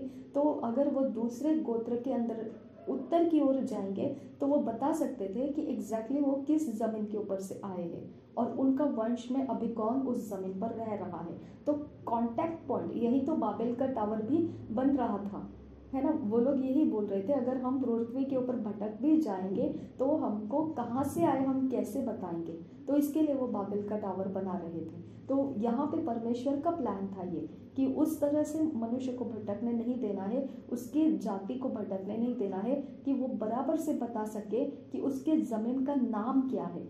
ओके, जब वो अपने ज़मीन का नाम बताएगा तो उस वक्त से समझ में आएगा कि यहाँ के लोगों की ये बेटी है या बेटा है या बच्चा है या इसके बारे में खबर है, तो वो समझ सकते हैं वो उत्तर की ओर का है, दक्षिण की है, पश्चिम की है या पूर्व की है। तो अगर बेटी का नाम वहाँ पर नहीं है, तो अगर उसका पिता ही नहीं है, तो उनकी ज़मीन अब नहीं रहेगी, वो खत्म हो जाएगा, उस ज़मीन को बांट लिया जाएगा दूसरे बंधुओं के बीच में।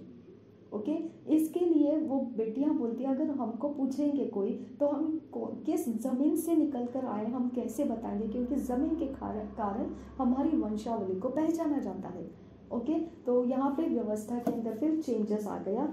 इसके लिए यूसुफ वहाँ पर पिता बन गया, क्योंकि उसको क्या कर लिया था, एडॉप्ट कर लिया था। यहाँ व्यवस्था के बारे में आ गया था कि एडॉप्ट करने के बाद में उस बेटे को जो जमाई है उसको उस एडॉप्ट करने की वजह से अब वो उसका ससुर नहीं रहेगा, वो उसका पिता रहेगा, और वो पिता का जो भी जायदाद है बेटे को मिलना चाहिए, अब वो इस एडॉप्ट किए हुए बेटे को मिल जाता है। ओके, तो ये व्यवस्था के कारण अब ये एडॉप्ट कर लिया गया जनरेशन भी स्टार्ट हो गया। पहले तो हमने क्या देखा, अब्राहम का पुत्र ब्लड में से इसहाक है, ब्लड में से इसहाक का पुत्र ईसाऊ और याकूब हुआ, याकूब के ब्लड में से फिर 12 गोत्र निकले, ऐसे वंशावली को हम देखा। लेकिन अब इधर क्या आ गया, इधर व्यवस्था में से भी यानी जमाई को पुत्र मान के फिर जमाई का के अंदर वो पिता का बंटवारा जो भी रहेगा वो बेटे के समानता में उसको मिलेगा, और बेटा कहकर उसको दिया जाएगा। अब वो बेटा कहकर लिया गया है तो उस जगह का वो वारिस है। ओके, यानी बेटा वारिस होता है, लेकिन अब ये खुद वारिस बन जाता है क्योंकि इसको अडॉप्ट करके बेटा बना लिया गया है, तो ये वारिस हो गया। अब ये जब आगे उसके बच्चों को देगा तो वो पीढ़ी कौन सी रहेगी, जो उसको पिता ने दी हुई है, उस पीढ़ी का नाम वो आगे लेके जाएगा। इसके लिए रूथ को बोएज ने एक्सेप्ट किया था। ओके, अब ये एक्सेप्ट करने की वजह से अब बोएज नओमी का बेटा बन जाता है। नओमी का जितना भी जायदाद है उस नाम से फिर वो आगे नओमी का बेटा आगे चल रहा है, उसका वंश आगे चल रहा है, ये दिखाया जाएगा। समझ में आया? तो यहाँ पे 2 लाइन स्टार्ट हो गया, एक ब्लड के द्वारा उत्पत्ति जो आ रही है उसकी व्यवस्था चल रही है, उसके बारे में चल रहा है, और दूसरा जो व्यवस्था के द्वारा ओके पुत्र को एडॉप्ट किया जाता है, जमाई को एडॉप्ट किया जाता है। एडॉप्ट करने की वजह से वो जमाई जो है वो जमाई अभी पुत्र का हक लेके उस घराने को आगे लेके जाएगा। किस घराने को? जो बेटी का घराना है उसको वो पुत्र की जगह में से आगे लेकर जाएगा, उसके घराने का नाम से नहीं जाएगा, वो बेटी के घराने के नाम से उस जमीन को वो आगे लेकर जाएगा। तो ये वंशावली व्यवस्था से हो गई, और दूसरी वंशावली कौन सी हो गई? जो ब्लड से आगे जाता है। तो यीशु मसीह का जो जन्म हुआ वो व्यवस्था के वंशावली में से यूसुफ उसका पिता बन गया, और व्यवस्था के वंशावली में से यूसुफ पिता तो बना, लेकिन मरियम दाऊद का घराना कैसे के इकट्ठे आए वो लूका बता रहा है, क्योंकि दाऊद की गद्दी यकोन्या राजा के बाद में बंद कर दी गई थी। उसका वंश अब कोई नहीं रहा था, दाऊद का वंश नहीं रहा था जो गद्दी पर बैठ सके, तो बंद हो गया था। हम देखेंगे आगे 11 वचन तक उसको पढ़ेंगे, 4 वचन से आगे। तो हमारे पिता का नाम उसके कुल में से पुत्र न होने के कारण क्यों मिट जाए, हम हमारे चाचाओं के बीच हमें भी कुछ भूमि नीज भाग करके दे। उनकी यह विनती मूसा ने यहोवा को सुनाई। यहोवा ने मूसा से कहा, सलोफाद की बेटियां ठीक कहती हैं, इसलिए तो उनके चाचाओं के बीच उनको भी अवश्य ही कुछ भूमि निज भाग करके दे, अर्थात उनके पिता का भाग उनके हाथ सौंप दे। यानी ये क्या हो रहा था वहां पे, अगर पिता का नाम अब्राहम था तो अब्राहम का पुत्र पहचाना जाता था, इसहाक उस जमीन पर रहेगा तो इसहाक का नाम है, तो इसहाक के कारण वो जमीन के ऊपर इसहाक को पहचाना जाता था कि अब वहां पर याकूब और एसाव रह रहे। ओके, याकूब और एसाव को इसहाक के कारण पहचाना जाएगा। ओके, तो अगर यहाँ पे सेलोफाद अगर ये बेटियां हैं तो इनके पिता के नाम को जिंदा रखने के लिए अभी उनको ये एक व्यवस्था परमेश्वर दे रहा है, क्योंकि पुरुष जाति का नाम खत्म हो जाता है वहां पर। इसके लिए वो बेटियों के लिए एक व्यवस्था को बना रहा है। वो क्या बनाया कि उनके चाचाओं के साथ, यानी जैसे वो पुरुष जाति चाचा इंसान जमीन के साथ पहचाने जाते हैं, वैसे मेरे पिता भी पहचाने जाए। ओके, तो उसके पिता पहचाने जाएंगे। तो अब ये बेटियों के जो बच्चे होंगे तो पिता की जमीन है, तो पिता के नाम से उस जमीन के ऊपर है, तो वो पिता की संतान है। पिता से वो आगे वंश उत्पन्न करेंगे, वो वंश उस जमीन का पिता कौन है उस पिता के नाम से वो पहचाने जाएंगे। अब यहाँ पे देखिए, तो अब ये दामाद जो है, जमाई जो है, उसका फिर नाम नहीं रहता है वहाँ पर। ओके, तो इसके लिए वो जो रूथ का बोयज का बड़ा भाई जो था, जिसने इसको करना चाहिए था, उसने बोला मैं नहीं करूँगा, क्योंकि मेरा अपना पिता का नाम मिट जाता है, क्योंकि उसके पीछे मैं जाऊँगा तो मेरे पिता के घराने को मुझे छोड़ना पड़ेगा। ओके, तो यहाँ पे फिर बोयज बोलता है कि तू अपने पिता के घराने को संभालने के लिए तैयार है, तो मैं अब ये काम करता हूँ कि मैं अपने घराने को छोड़ता हूँ और उसके घराने का नाम मैं अपने ऊपर लेके उस जमीन का मैं वारिस बन के उसका नाम जिंदा रख के आगे उसके काम को लेकर जाऊँगा। ओके, तो इस प्रकार से कॉम्प्रोमाइज किया जाता था व्यवस्था के अंदर। कॉम्प्रोमाइज मतलब ये एक व्यवस्था, रूल्स परमेश्वर का उस वक्त सेलोफाद के कारण लाया गया था। अब यहाँ पे देखिए क्या है 8 वचन, और इस्राएलियों से यह कहे, यदि कोई मनुष्य निपुत्र मर जाए तो उसका भाग उसकी बेटी के हाथ सौंपना, और यदि उसके कोई बेटी भी न हो तो उसका भाग उसके भाइयों को देना, और यदि उसके भाई भी न हो तो उसका भाग उसके चाचाओं को देना, और यदि उसके चाचा भी न हो तो उसके कुल में से उसका जो कुटुंबी सबसे समीप हो उनको उसका भाग देना, कि वह उसका अधिकारी हो। इस्राएलियों के लिए यह न्याय की विधि ठहरेगी, जैसे कि यहोवा ने मूसा को आज्ञा दी। ओके, तो ये न्याय के अनुसार व्यवस्था परमेश्वर ने बेटियों का वंश तैयार किया। ओके, बेटियों का वंश पिता के नाम को जिंदा करने के लिए जमीन के कारण एडजस्टमेंट किया। यहाँ से यूसुफ व्यवस्था में दिखाई देता है। मत्ती के जो वंशावली है उसमें यूसुफ दिखाई देता है दाऊद के वंश का, और मरियम दाऊद के वंश का दिखाई देता है, क्योंकि ये वहाँ जमीन की व्यवस्था के अनुसार वो दाऊद वंशी बने थे। हम यहोशू को भी पढ़ेंगे, यहोशू का 3 अध्याय का 6 वचन। यहोशू का 3 अध्याय का 6 वचन पढ़ेंगे।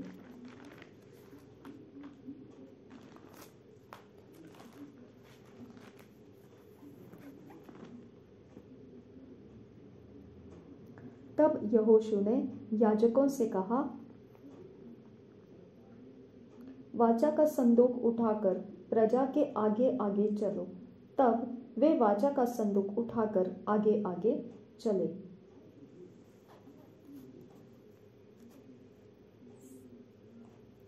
सत्रह अध्याय का 3 से 6 देखेंगे।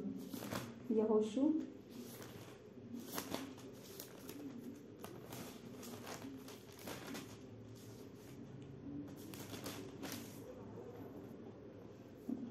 का 17 अध्याय का 3 से 6 भी पढ़ेंगे। परंतु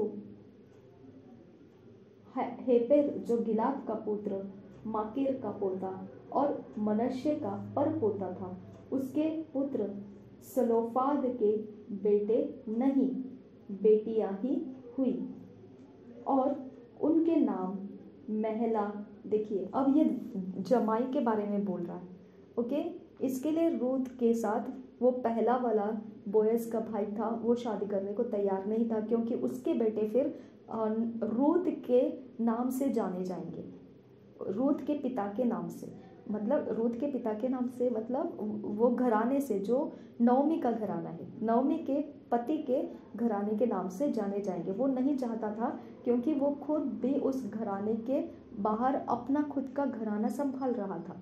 ओके, तो इसकी वजह से बोयस ने बोला मैं उस घराने का नाम बनने को तैयार है। अब बोयस का जो भी बच्चे होंगे वो किसके नाम से होंगे? नवोमी के सरनेम के, जो नवोमी का पति था उस सरनेम के हिसाब से वो उसके संतान उस नाम को लेकर आगे जाएंगे।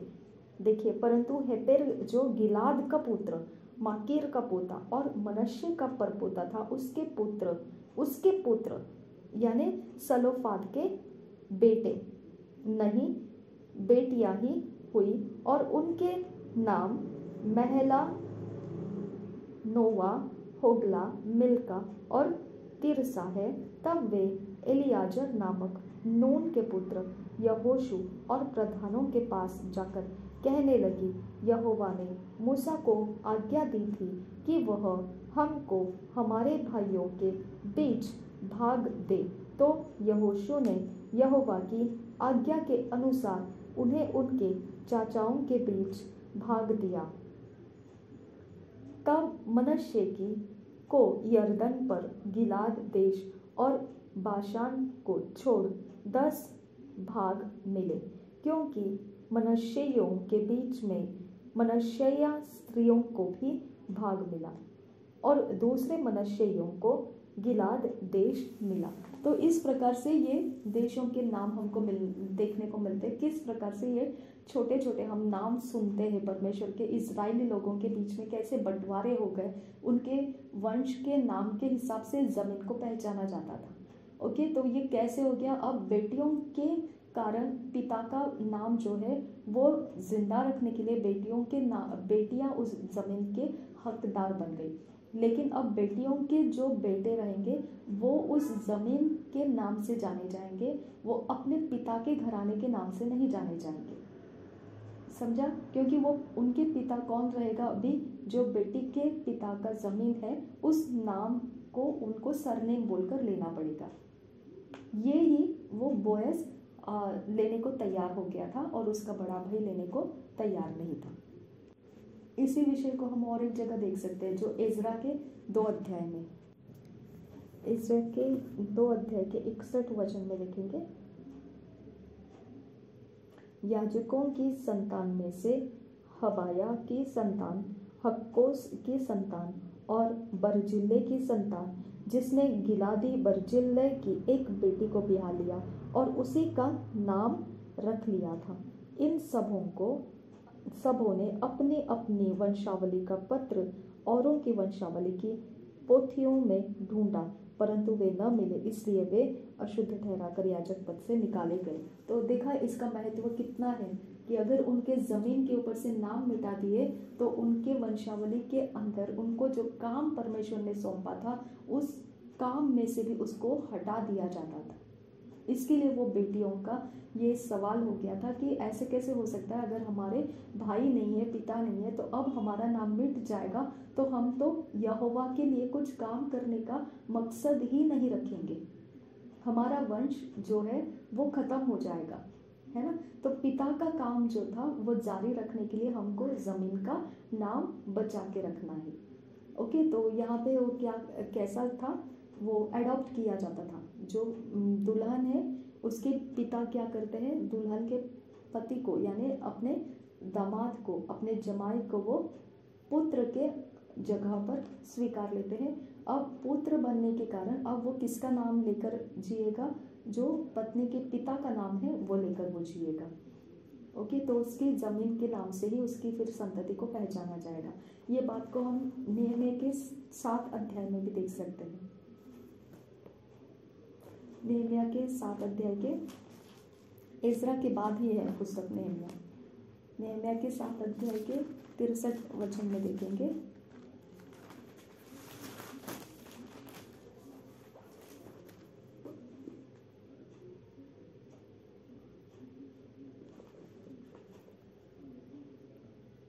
याजकों में से होबाया की संतान, हक्कोस की संतान और बर्जिल्लै की संतान, जिसने गिलादी बर्जिल्लै की बेटियों में से एक से विवाह कर लिया और उन्हीं का नाम रख लिया था।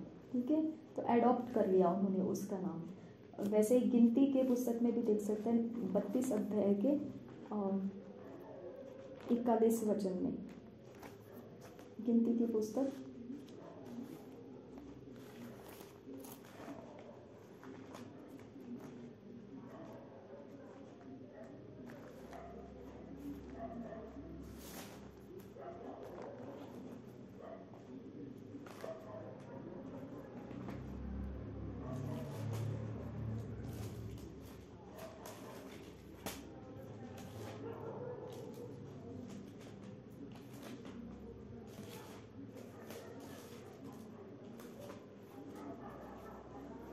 32 अध्याय का 41 वचन देखेंगे।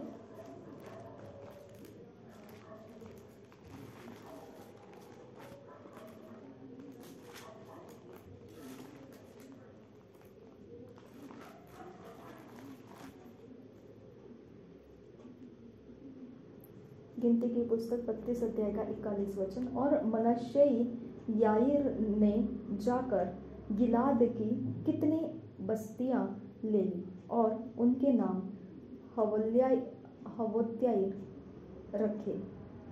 और मनश्शे याईर ने जाकर गिलाद को कितनी बस्तियां ले ली और उनके नाम हवोत्याईर रखे।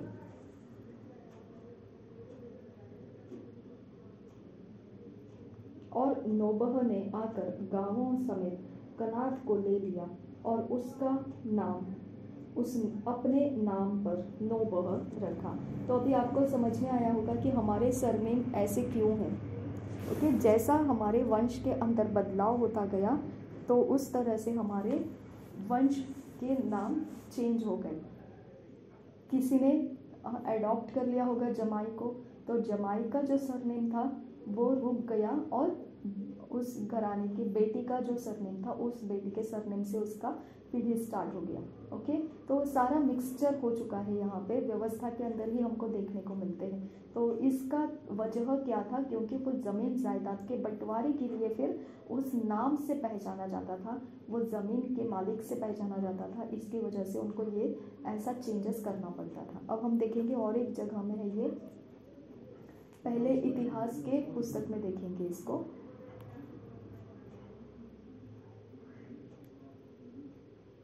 पहले इतिहास की पुस्तक उसके 2 अध्याय के 21 वचन में देखेंगे। फर्स्ट क्रॉनिकल्स, पहले इतिहास उसका 2 अध्याय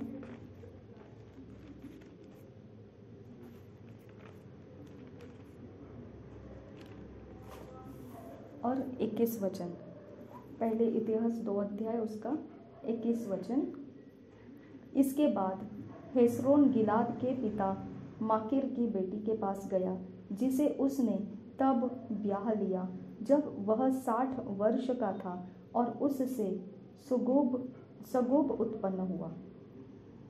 यहाँ पे इसके बाद हेस्रोन गिलाद के पिता माकिर की बेटी के पास गया, जिसे उसने तब ब्याह लिया जब वह 60 वर्ष का था, और उससे सगोब उत्पन्न हुआ। तो ये सब ज़मीन के लिए उन्होंने इस तरह की शादियाँ कर ली थी।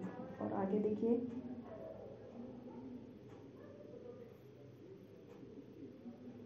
अगर हम 21 वचन से पढ़ेंगे तो और अच्छे से समझ में आएगा।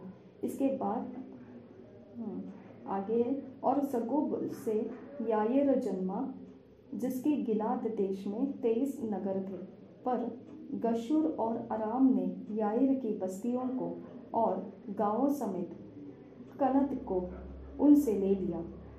ये सब नगर 60 थे। ये सब गिलाद के पिता साकिर के पुत्र हुए। जब हेस्रोन कालेब एफ्राता में मर गया, तब उसकी अबिया नामक स्त्री से अशहूर उत्पन्न हुआ, जो तको का पिता हुआ। आगे एक बार और देखते हैं। 34-35 में ऐसे लिखा है, शेशान के तो बेटा न हुआ, केवल बेटियां हुई। शेशान के पास यहाँ नामक यरहा नामक एक मिस्री दास था।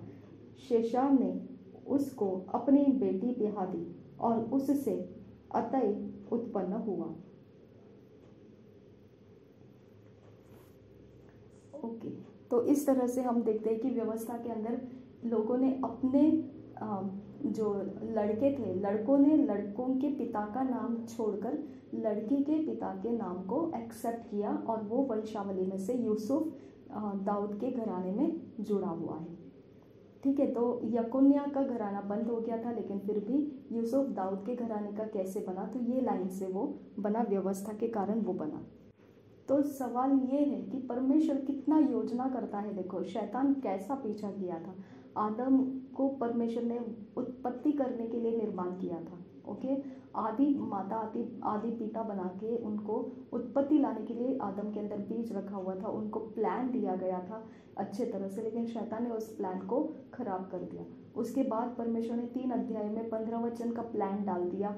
उस प्लान के पीछे शैतान उत्पत्ति तो खराब करते जा ही रहा था, पहलौठे को खराब करते जा ही रहा था, आने वाले वंश को आगे बढ़ना नहीं चाहिए इसके लिए निर्वंश भी करता जा रहा था। ओके, लोगों से ऐसी ऐसी गलतियां करवा रहा था कि परमेश्वर उनके वंश को ही बंद कर देता था। अब उसमें कोई पुरुष जाति ही बाकी नहीं रहेगा, इतना तक उनको पनिश कर देता था। लेकिन फिर भी परमेश्वर ने जो दाऊद की गद्दी है उसके ऊपर इंसान को लाने का रास्ता व्यवस्था के अनुसार उसने बना के रखा। समझ में आया? तो परमेश्वर का इंटेलिजेंस यहाँ पर दिखाई देता है हमको। ओके, परमेश्वर के प्लान शैतान कितना भी खराब करने की कोशिश करेगा, लेकिन वो उसके सीक्रेट को पहचानता ही नहीं है कि परमेश्वर के पास दूसरा नहीं, ऑलरेडी कौन सा प्लान चल रहा है, वो उसका अंदाज लगा नहीं सकता है। ये हमको इसमें से समझ में आता है। ओके, तो ये हमने वंशावली को देखा कि यूसुफ कैसे दाऊद के वंशावली में पड़ा, जहाँ पे बेटियों ने अपने पिता के नाम का वंश बनाए रखा। ओके, जो उसके बेटियों के पति थे वो बेटियों के पिता के नाम को स्वीकार लिए, जैसे बोएज ने स्वीकारा, नौमी के पति का नाम जो चल रहा था उसको स्वीकारा, इसके लिए उसके कारण उसने वो जमीन को छुड़वा लिया। ओके, तो इस प्रकार से ये व्यवस्था के अनुसार यूसुफ और मरियम दाऊद के वंशावली में पढ़ते हैं। लूका का 3 अध्याय का 23 वचन हम देखेंगे। लूका रचित सुसमाचार 3 अध्याय का 23 वचन। जब यीशु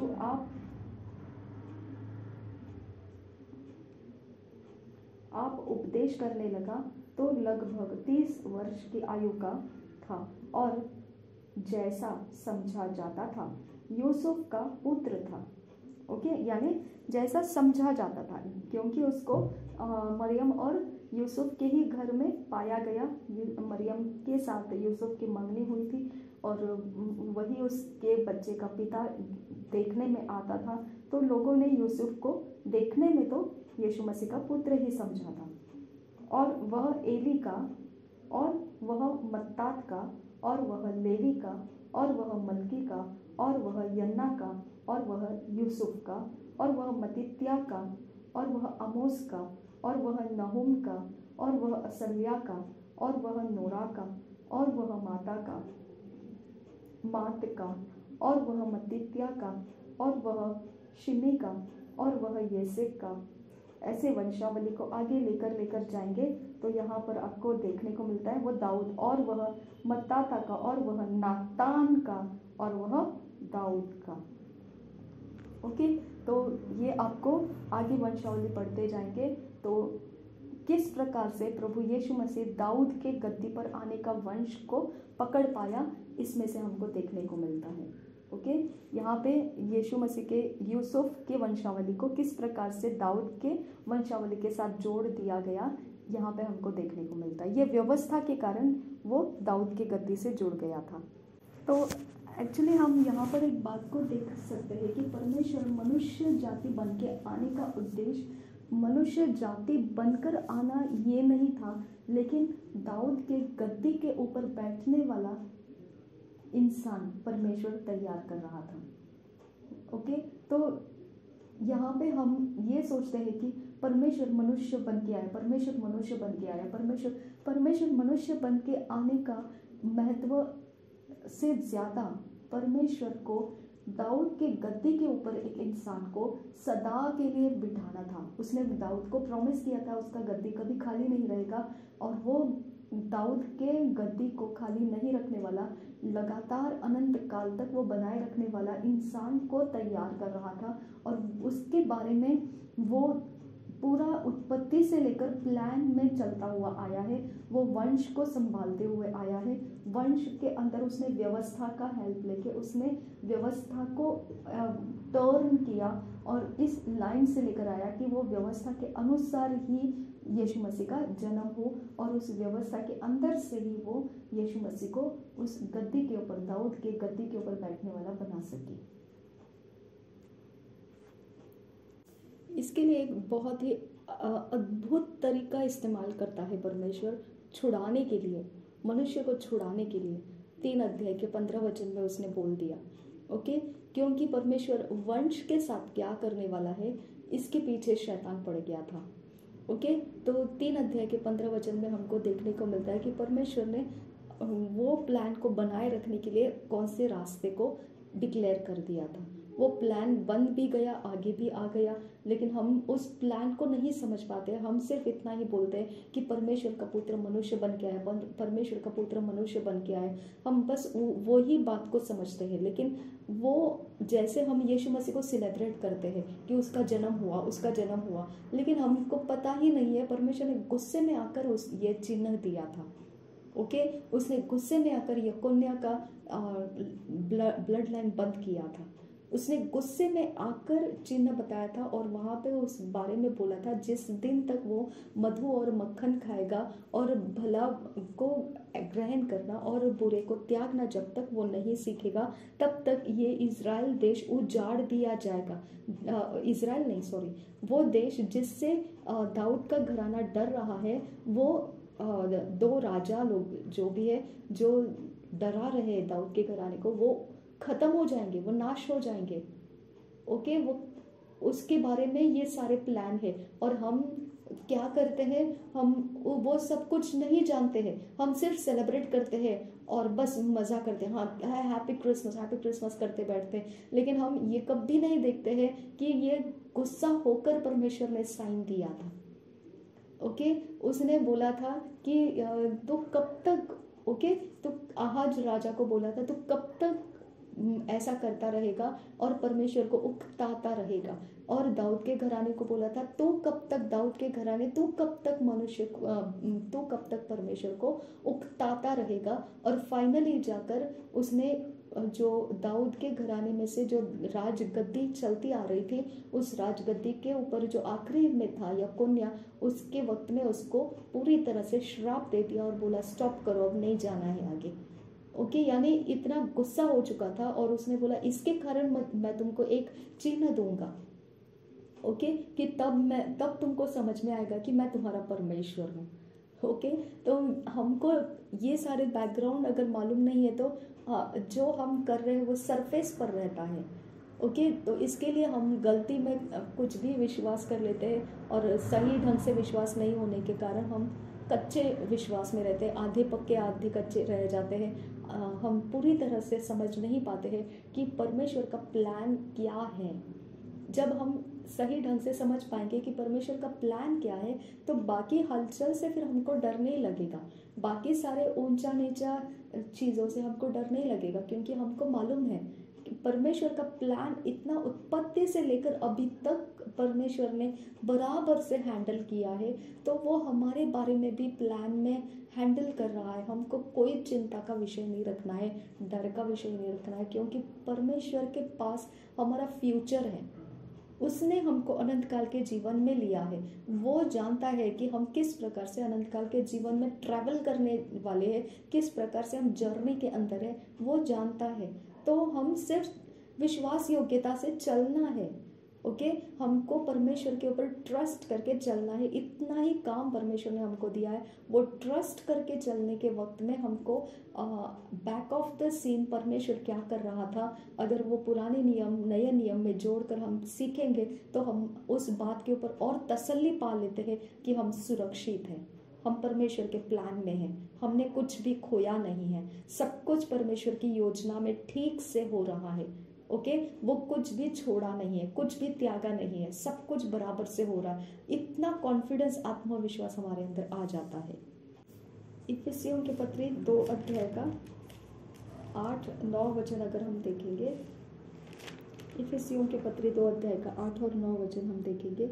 यहाँ पर लिखा है, क्योंकि विश्वास के द्वारा अनुग्रह ही से तुम्हारा उद्धार हुआ है, और यह तुम्हारी ओर से नहीं वरन परमेश्वर का दान है, और न कर्मों के कारण ऐसा न हो कि कोई घमंड करे। तो हमारे लिए क्या दिया है यहाँ पर, परमेश्वर का प्लान के हिसाब से पौलुस को रेवलेशन आया है, ये प्रकाशन आया है। वो प्रकाशन में से ये लिख रहा है, वो बोल रहा है क्योंकि विश्वास के द्वारा, अब हम उसके साथ इस प्लान में किस प्रकार के जोड़ लिए हैं, विश्वास के द्वारा ही से तुम्हारा उद्धार हुआ है, यानी उद्धार यानी छुटकारा हो चुका है। तो क्या हमको छुटने की ज़रूरत है? जैसा यहूदियों ने बोला था, हम तो पहले से ही हमारी माता है, हम जो ब्याही गई माता है उसी से हम जन्मे हैं, हम उससे नहीं जन्मे हैं जो छोड़ी हुई है। ओके, हम उसके नहीं हैं, हम तो जो ब्याही हुई है उसी के जन्माए हुए हैं। तो हमको और छुड़ाने की क्या ज़रूरत है, यानी छुटकारा उधर से ही हुआ है, वहीं से शुरू होता है। ओके, यानी वो समझ पाते हैं कि छुटकारा किसको चाहिए और छुटकारा किसको नहीं चाहिए। ओके, यानी जो आपने देखा ना, रूथ के लिए बोएज को छुटकारे में लाना पड़ा नओमी की ज़मीनों को। बेटियों के पति दामाद है, फिर भी वो दामाद को पुत्र बनके, बेटियों के पिता का बेटा बनके वो ज़मीनों के हकदार में अपने नाम को आने देना पड़ा है। तो इसके लिए वो यहूदी लोग बोल रहे थे कि हम तो अपने ही पिता के घराने के हैं, तो हमको क्यों छुड़ाने की ज़रूरत है। समझ में आया? तो यहूदी का छुटकारा व्यवस्था के अनुसार वो सोच रहे थे कि यीशु मसीह ने क्यों हमको छुड़ाने की ज़रूरत है, तो वैसा ही व्यवस्था के अनुसार हमको भी छुड़ाने की ज़रूरत है, ये नौबत परमेश्वर को पता था। समझ में आया? अब इसके लिए प्रकाशित वाक्य के 5 अध्याय में आप देखते हैं कि मेमने को सिलेक्ट किया गया कि वो छुटकारा देने के लिए तैयार रहे, यानी जैसा बोएज को तैयार किया था रूथ को छुड़ाने के लिए, वैसा हमको हमारे लिए प्रभु यीशु मसीह को तैयार किया कि वो छुड़ाए। यानी छुड़ाने का व्यवस्था पूरा करने का यीशु मसीह को कौन सा रास्ता चलना पड़ा। बोएज को रूथ के शादी करके फिर उससे बच्चे उत्पन्न करके वो नओमी के घराने का नाम, ओके, नओमी के पति के घराने का नाम को चलाया। उसने अपने घराने का नाम छोड़ दिया और नओमी के पति के घराने का नाम लेकर उसने अपने बच्चों को नाम दिया, सरनेम दिया, और वहाँ से वो आगे चला के वो यूसुफ दाऊद वंशी बन गया और मरियम भी दाऊद वंशी बन गई। ओके, तो ये तरह से व्यवस्था के अंदर एडजस्टमेंट किया गया था। तो हमको ये व्यवस्था किस प्रकार से काउंट करता है, क्वेश्चन आता है। ओके, हमारे बारे में परमेश्वर ये व्यवस्था का छुटकारा क्यों बोल रहा है। ओके, यहाँ पे क्या लिखा है कि हमारा उद्धार हो विश्वास के द्वारा, और यह तुम्हारी ओर से नहीं, ये छुटकारा हमारी ओर से नहीं, क्योंकि हमको ये छुटकारा करने के लिए हमारे पास कोई है ही नहीं। ओके, हम वो व्यवस्था में है ही नहीं, हमारा तो कोई जमीन जायदाद है ही नहीं, हमारा तो कोई पिता ही नहीं है। ओके, उस पिता का नाम ही नहीं है हमारे पास जो हमारा जन्मदाता है। इसके लिए परमेश्वर क्या बोलता है, मैंने तुमको ऑर्फन नहीं छोड़ा, मैंने तुमको अनाथ नहीं छोड़ा। आमीन। अनाथ नहीं छोड़ा बोलने के कारण क्या है, क्योंकि वो बोलता है तुम्हारे लिए तो कोई पिता ही नहीं है। ओके, तुम्हारे लिए कोई ज़मीन जायदाद ही नहीं है। मेरे इस्राएलियों के लिए तो ज़मीन जायदाद है, गोत्र है, उनके नाम है, उनको पर्पस दिया गया है, लेकिन अन्य जातियों के पास ये कुछ है ही नहीं, तो मैं उनको अभी खरीद ले रहा हूँ। समझ में आया आपको? अब हमको खरीद ले रहा है वो, तो अब हमारी ज़रूरत क्या है? उस खरीदार के अधीन हो जाना, ताकि वो हमको ज़मीन के नाम से पहचान सके, वो हमारा पिता बन सके, वो हमारा ज़मीन का मालिक बन सके, हमारे वंश उसके ज़मीन के ऊपर से पहचाने जा सके। समझ में आया? तो ये छुटकारा का अर्थ बनता है। और ये छुटकारा होने के बाद में अब क्या बोला है? तुम ये ना कह दो कि तुम्हारे व्यवस्था के काम करने की वजह से, बहुत पुण्य धर्म करने की वजह से, बहुत अच्छा जीवन जीने की वजह से मैंने तुमको छुड़ाया। ये नहीं होना चाहिए। ओके, तुमको मैं छुड़ा तो रहा हूँ, लेकिन मेरा प्लान छुड़ाने का यीशु मसीह पूरा करेगा, और तुम अगर उस प्लान करने वाले पर विश्वास करोगे तो तुम भी उस छुटकारे में शामिल हो जाओगे। तुम्हारा मैं पिता बन जाऊंगा, मेरी ज़मीन तुम्हारी होगी, मेरी विरासत तुमको दी जाएगी। हालेलुया, आमीन। अब यहाँ पे एक बात ध्यान देना है, रूथ का पति कौन बना? बोएज। तो बोएज का अपने पिता का नाम था, उसने उस पिता के नाम को, अपने खुद के पिता के नाम को छोड़ दिया। समझ में आया? और उसने किस नाम को एक्सेप्ट किया? जो उसके पत्नी की ओर का नाम था। तो हमारा पिता कौन है? परमेश्वर है। ओके, और हमारा यीशु मसीह दुल्हा है, वो हमको लेने के लिए आ रहा है। तो अब हमारा पिता का जो विरासत है, वो सारा विरासत किसको मिलेगा? हमारे पति को। कौन? प्रभु यीशु मसीह को। ओके, तो परमेश्वर बोलता है मैंने प्रभु यीशु मसीह को सब कुछ दे दिया, क्योंकि मैंने तुमको मोल लिया मेरे लिए।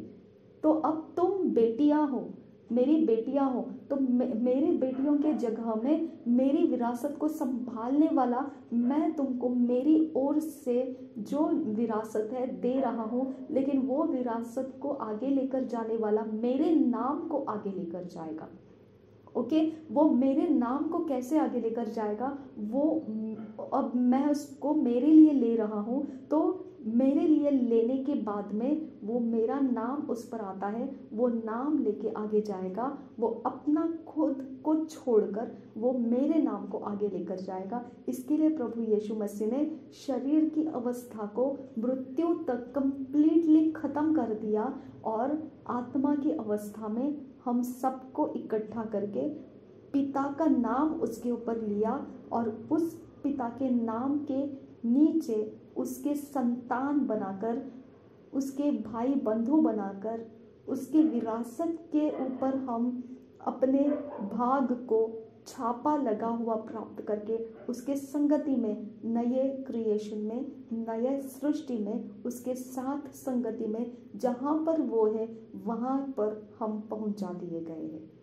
हालेलुया। तो इस तरह से परमेश्वर ने क्रूस का बलिदान क्यों सिलेक्ट किया? क्योंकि हमारे शरीर का अधर्म, शरीर के अनुसार हम व्यवस्था के अंदर नहीं थे।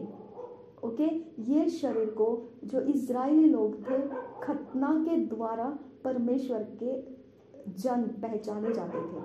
ओके, लेकिन शरीर के अनुसार हमको खतना नहीं करवाया, हमको विश्वास के द्वारा खतना हो जाता है। ओके, यहाँ पे खतना स्त्री जाति का नहीं होता है, पुरुष जाति का खतना होता है। ओके, तो हमको खतना का ज़रूरत नहीं रखा परमेश्वर ने। इसके लिए चाहे स्त्री रहे, चाहे पुरुष रहे, चाहे बच्चे रहे, सबको परमेश्वर ने इकट्ठा करके विश्वास के आधार से प्रभु यीशु मसीह के ऊपर विश्वास करने के द्वारा पिता के संतान हम बन सकते हैं। ये अधिकार दिया हमको, अधिकार दिया उसने, ये सामर्थ्य दिया हमको कि हम उसके संतान बन सकते हैं। संतान क्यों बनना है? क्योंकि उसके संतान बनेंगे तो उसके ज़मीन जायदाद के हम वारिस बनते हैं। ओके, उसके ज़मीन जायदाद के वारिस कौन है? इस्राएल लोग, यहूदी लोग। ओके, यरूशलेम नगर उसके ज़मीन जायदाद के वारिस है वो लोग। उनको पर्पस दिया गया है। हमको क्या पर्पस दिया? तुम याजक के घराने के हो। हालेलुया।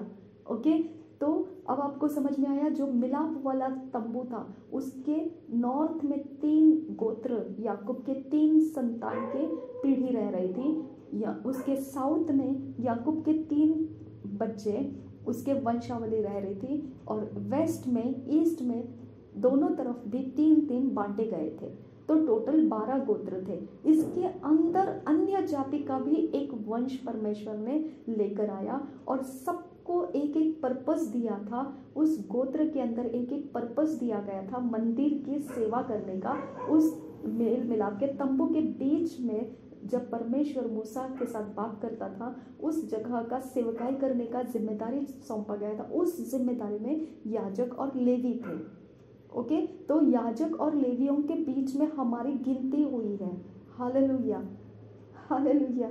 आपको नहीं पता चल रहा है कि आप मसीही ऐसे ही नहीं बने हैं। आप मसीही एक इंसान की नज़रों से मत देखिए, मसीही पवित्र वचन की आंखों से देखना शुरू करो, तो आपका समझ में आएगा कि आप क्या हो, कहाँ पर हो आप। ओके, आपको अच्छे से समझ में आएगा कि परमेश्वर कर क्या कर रहा है हमारे साथ। क्या हमको सिर्फ ब्लेसिंग बटोरने के लिए बुला रहा है? नहीं। क्या हमको सिर्फ घर बार संभालने के लिए बुला रहा है? नहीं। हमको जॉब सब करके आराम से खाओ पियो जियो और यीशु का नाम लियो ऐसे करके संभाल रहा है वो? नहीं। उसका प्लान क्या है, फाइंड आउट करो। उसका प्लान विश्वास के ऊपर से आपको प्राप्त होगा। उसका प्लान गद्दी है। कौन सी? दाऊद की गद्दी। ओके, उसका प्लान इज़राइल है, उसका प्लान यहूदी है, उसका प्लान यरूशलेमी है, और अभी उसका प्लान उसका बेटा यीशु मसीह है। उसका प्लान उसके दुल्हन है। उसका प्लान अब उसके विरासत से कनेक्टेड है। वो पौलुस बोलता है, ये धोखे में मत रहो कि तुम पियक्कड़ रहोगे, जादूगरी करोगे, मूर्ति पूजा करोगे और सब गंदे काम करोगे, लीला क्रीड़ा करोगे, लालसाएं रखोगे, अभिलाषाएं रखोगे, गलत कामों की झूठ बोलोगे, ये सारे करोगे और फिर तुम बोलोगे कि तुम परमेश्वर की विरासत में होंगे। ये नहीं हो सकता है, ऐसा पौलुस बोलता है। और गलतियों के पत्र में क्या बोला है कि शरीर के कर्मों के तो सारे दिखाई देते हैं क्या है, लेकिन आत्मा के फल से भर जाओ, क्योंकि वो विरासत के अंदर का नियम है। याजक लोगों को नियम है। इसके लिए यीशु मसीह ने क्या बोला? तुम बी एटीट्यूड्स फॉलो करो, डिसाइपल्स को बोला। ओके, यीशु मसीह ने उपदेश दिया पहाड़ के ऊपर। वो उपदेश में उसने मत्ती के 5, 6, 7 में पूरा लिखा है कैसे कैसे बातों को पूरा करना है। ओके, उनका बिहेव्स क्या होना चाहिए। शत्रुओं को माफ़ करो, प्रेम से चलो, तुम इसका लिया है तो उसको दे दो, उसका दिया है तो इसको ऐसे ऐसे करो, वैसे वैसे करो। ये सारे बी एटीट्यूड्स आप देखेंगे तो जो अन्य जाति संसार के अंदर सीख कर चल रही है वो कैरेक्टर है। ओके, वो फाउंडेशन है उनके पास, लेकिन हमारे पास प्रभु यीशु अब हमारा फाउंडेशन है। इसकी वजह से उसकी बात को समझकर चलना है। इसके लिए रोमियो के 12 अध्याय के 1 और 2 में क्या लिखा? अपने मन को नया करो ताकि वो फाउंडेशन ब्रेक हो जाए जो तुम्हारे शरीर के ब्लड लाइन में से तुमको मिला है। अब जैसे उस फाउंडेशन को ब्रेक करोगे, तुम नया फाउंडेशन वचन का ले लो ताकि तुम्हारा समझ उसको ग्रहण कर सके कि अब तुम तुम्हारी पीढ़ी के द्वारा नहीं है, लेकिन अब तुम व्यवस्था को पूरा करने की वजह से एक अलग वंश में गिनती किए गए हैं। समझ में आया? इसकी वजह से पीढ़ियों का श्राप माना नहीं जाता है।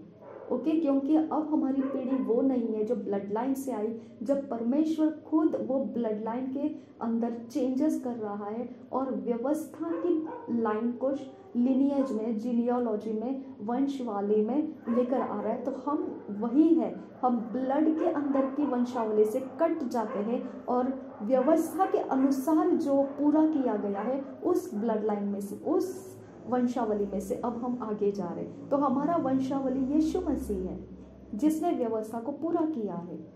ओके, उस वंशावली के अंदर से अब हमको विरासत है। उस वंशावली का पिता परमेश्वर है। वो पिता ने पुत्र को सब कुछ दे दिया है। जब पुत्र को दिया है तो हम उसके संतान हैं, तो पुत्र ने सब कुछ हमको दे दिया है। हालेलुया। तो ये ट्रांजैक्शंस को हमको समझ में आना चाहिए। तो हम याजक पद के ऊपर चुने गए हैं। ओके, हम याजक के प्रीस्टहुड में, घराने में हम काउंट किए जाते हैं। ओके, इसके लिए आप 12 गोत्र को समझना चाहिए कि 12 गोत्र में किसको क्या काम दिया था।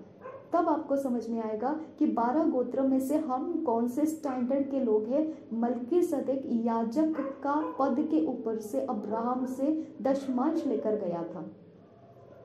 ओके, और यीशु मसीह को मल्कीसदेक के घराने से माना गया है। तो हम कौन से स्पिरिचुअल किंगडम के अंदर से परमेश्वर के साथ कनेक्टेड है, अगर ये समझ में आएगा, आपको जनरेशन कर्स कभी सताएगा नहीं। क्योंकि आपका नॉलेज जब मालूम पड़ता है आपको, आप क्लोज कर देते हैं वो दरवाजे जो जनरेशन में से आपको डराते हैं। ओके, क्योंकि आप उस वंशावली से बाहर निकल चुके हैं, आप उस वंशावली को स्टॉप कर देते हैं। व्यवस्था का वंशावली अब स्टार्ट हो गया है। यीशु मसीह ने व्यवस्था को पूरा किया है। उस वंशावली से अब हम आगे जा रहे हैं। हम यीशु मसीह महायाजक है, हम याजक है, परमेश्वर के संतान है। परमेश्वर के गोत्र में से हमको याजक पद का स्थान दिया गया है। स्वर्ग के राज्य के अंदर हमारा काम है अब हमारा मानसिकता जो है उसके अनुसार ट्रेन करना है हमको। हालेलुया, उसके अनुसार हमको अभ्यास करना है, उसके अनुसार हमको जीना है, उसके अनुसार हमको बोलना है, उसके अनुसार हमको प्रैक्टिस करना है, उसके अनुसार हमारा सोच में चुनाव होना चाहिए कि मैं ये कर सकता हूँ और ये इसीलिए नहीं कर सकता हूँ क्योंकि ये जो वंशावली है उसमें ये चीज़ें करना मना है, इसके लिए मैं नहीं कर सकता। आपको ये समझ में आना चाहिए। ओके, आप पीढ़ी परंपरा के वंशावली से टूट चुके हैं, यीशु मसीह के वंशावली में आप आ चुके हैं। आप उस राजा का इंतजार कर रहे हैं जो राजाओं का राजा है। हालेलुया, जो बादशाह के घराने के हैं हम, और उसके बाद उसके ऊपर जो बादशाह ठहरा हुआ है वो यीशु मसीह है। हालेलुया, हमको सिर्फ ये पहले राजाओं की पुस्तक, दूसरे राजाओं की पुस्तक या पहले इतिहास दूसरे इतिहास को पढ़िए, कैसे राजाओं के घराने में क्या क्या होता था, आपको समझ में आएगा। परमेश्वर कैसे राजाओं के साथ भविष्यद्वक्ताओं को भेजकर काम करता था, कैसे राजाओं को फाइट करने के लिए लोग आते थे, विरोधी आते थे, उनके राज्य को तोड़ने के लिए आते थे, उनके शहरपनाह पर अटैक करते थे। ये सेम हमारे साथ भी होता है, ये सेम हम हैं, क्योंकि हम खुद किंग्स एंड प्रीस्टहुड है। ओके, किंग्स के घराने के हैं हम, प्रीस्टहुड याजकों के घराने के हैं हम। इसकी वजह से हमारा भी बिलोंगिंग्स के ऊपर अटैक रहता है, हमारे बाउंड्रीज के ऊपर अटैक रहता है, हमारे पर्सनल लाइफ को छीन लेने का, चोरी नाशघात करने का अटैक रहता है। लेकिन उसके बीच में परमेश्वर हमको स्ट्रेंथ देता है, जैसे उस समय के राजाओं को जो परमेश्वर की ओर से थे उनको वो स्ट्रेंथ देता था, भविष्यवाणी के शब्द भेजता था, लोगों के द्वारा सहायता भेजता था। सब जगहों से हमको फेवर मिलता है और हम बचा लिए जाते हैं। हालेलुया, तो ये युद्ध जो संसार के अंदर हम देख रहे हैं, इससे हमको डरना नहीं है, इसके अंदर के उछल कूद से हमको डरना नहीं है। हम कुछ भी बिना मकसद के नहीं हैं। मुझे ये बहुत ज़्यादा भाता है कि हम बिना मकसद के नहीं हैं। ये इतना वज़नदार है मेरे लिए, क्योंकि मैंने मेरे लाइफ में यही ढूंढा था, और जब मुझे ये मालूम पड़ा तो वही हुआ कि सब कुछ मैं अपने माइंड के ऊपर से उतार के फेंक दिया, और सिर्फ मैंने ये देखा परमेश्वर मेरा मकसद है, दैट्स ऑल। उसके बिना कुछ भी नहीं, क्योंकि इतना महान पर्पस प्लान आपको समझ में आ जाता है कि वो कुछ भी बिना वजह से नहीं करता है। ओके, अब यकोन्या का लाइफ उसने बंद कर दिया, चाइल्डलेस कर दिया, उसको बांझ कर दिया, उसका गद्दी के ऊपर, अब दाऊद के गद्दी पर कोई नहीं जाएगा, इतना उसके ऊपर गुस्सा दिलाया। वो बोला मेरा हाथ का अंगूठी क्यों ना हो, वो इतना ज़रूरतमंद का इंसान क्यों ना हो वो, फिर भी मैं उसको फेंक देता हूँ, उसको दूसरी जगह में बंधुआई में डाल देता हूँ। वो तड़पेगा अपनी जगह में आने के लिए, मैं आने नहीं दूंगा उसको, वहाँ पर वो सब कुछ नाश हो जाएगा। इतना गुस्सा करने के बाद भी फिर जाके उसने वो जनरेशन को यूसुफ तक कैसे लाया, व्यवस्था के अनुसार लाया।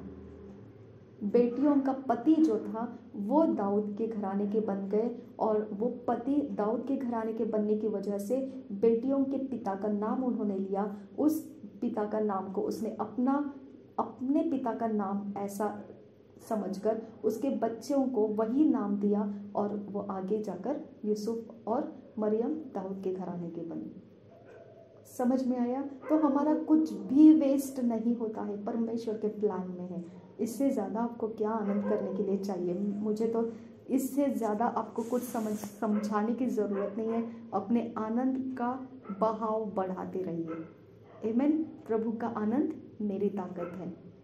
आमेन।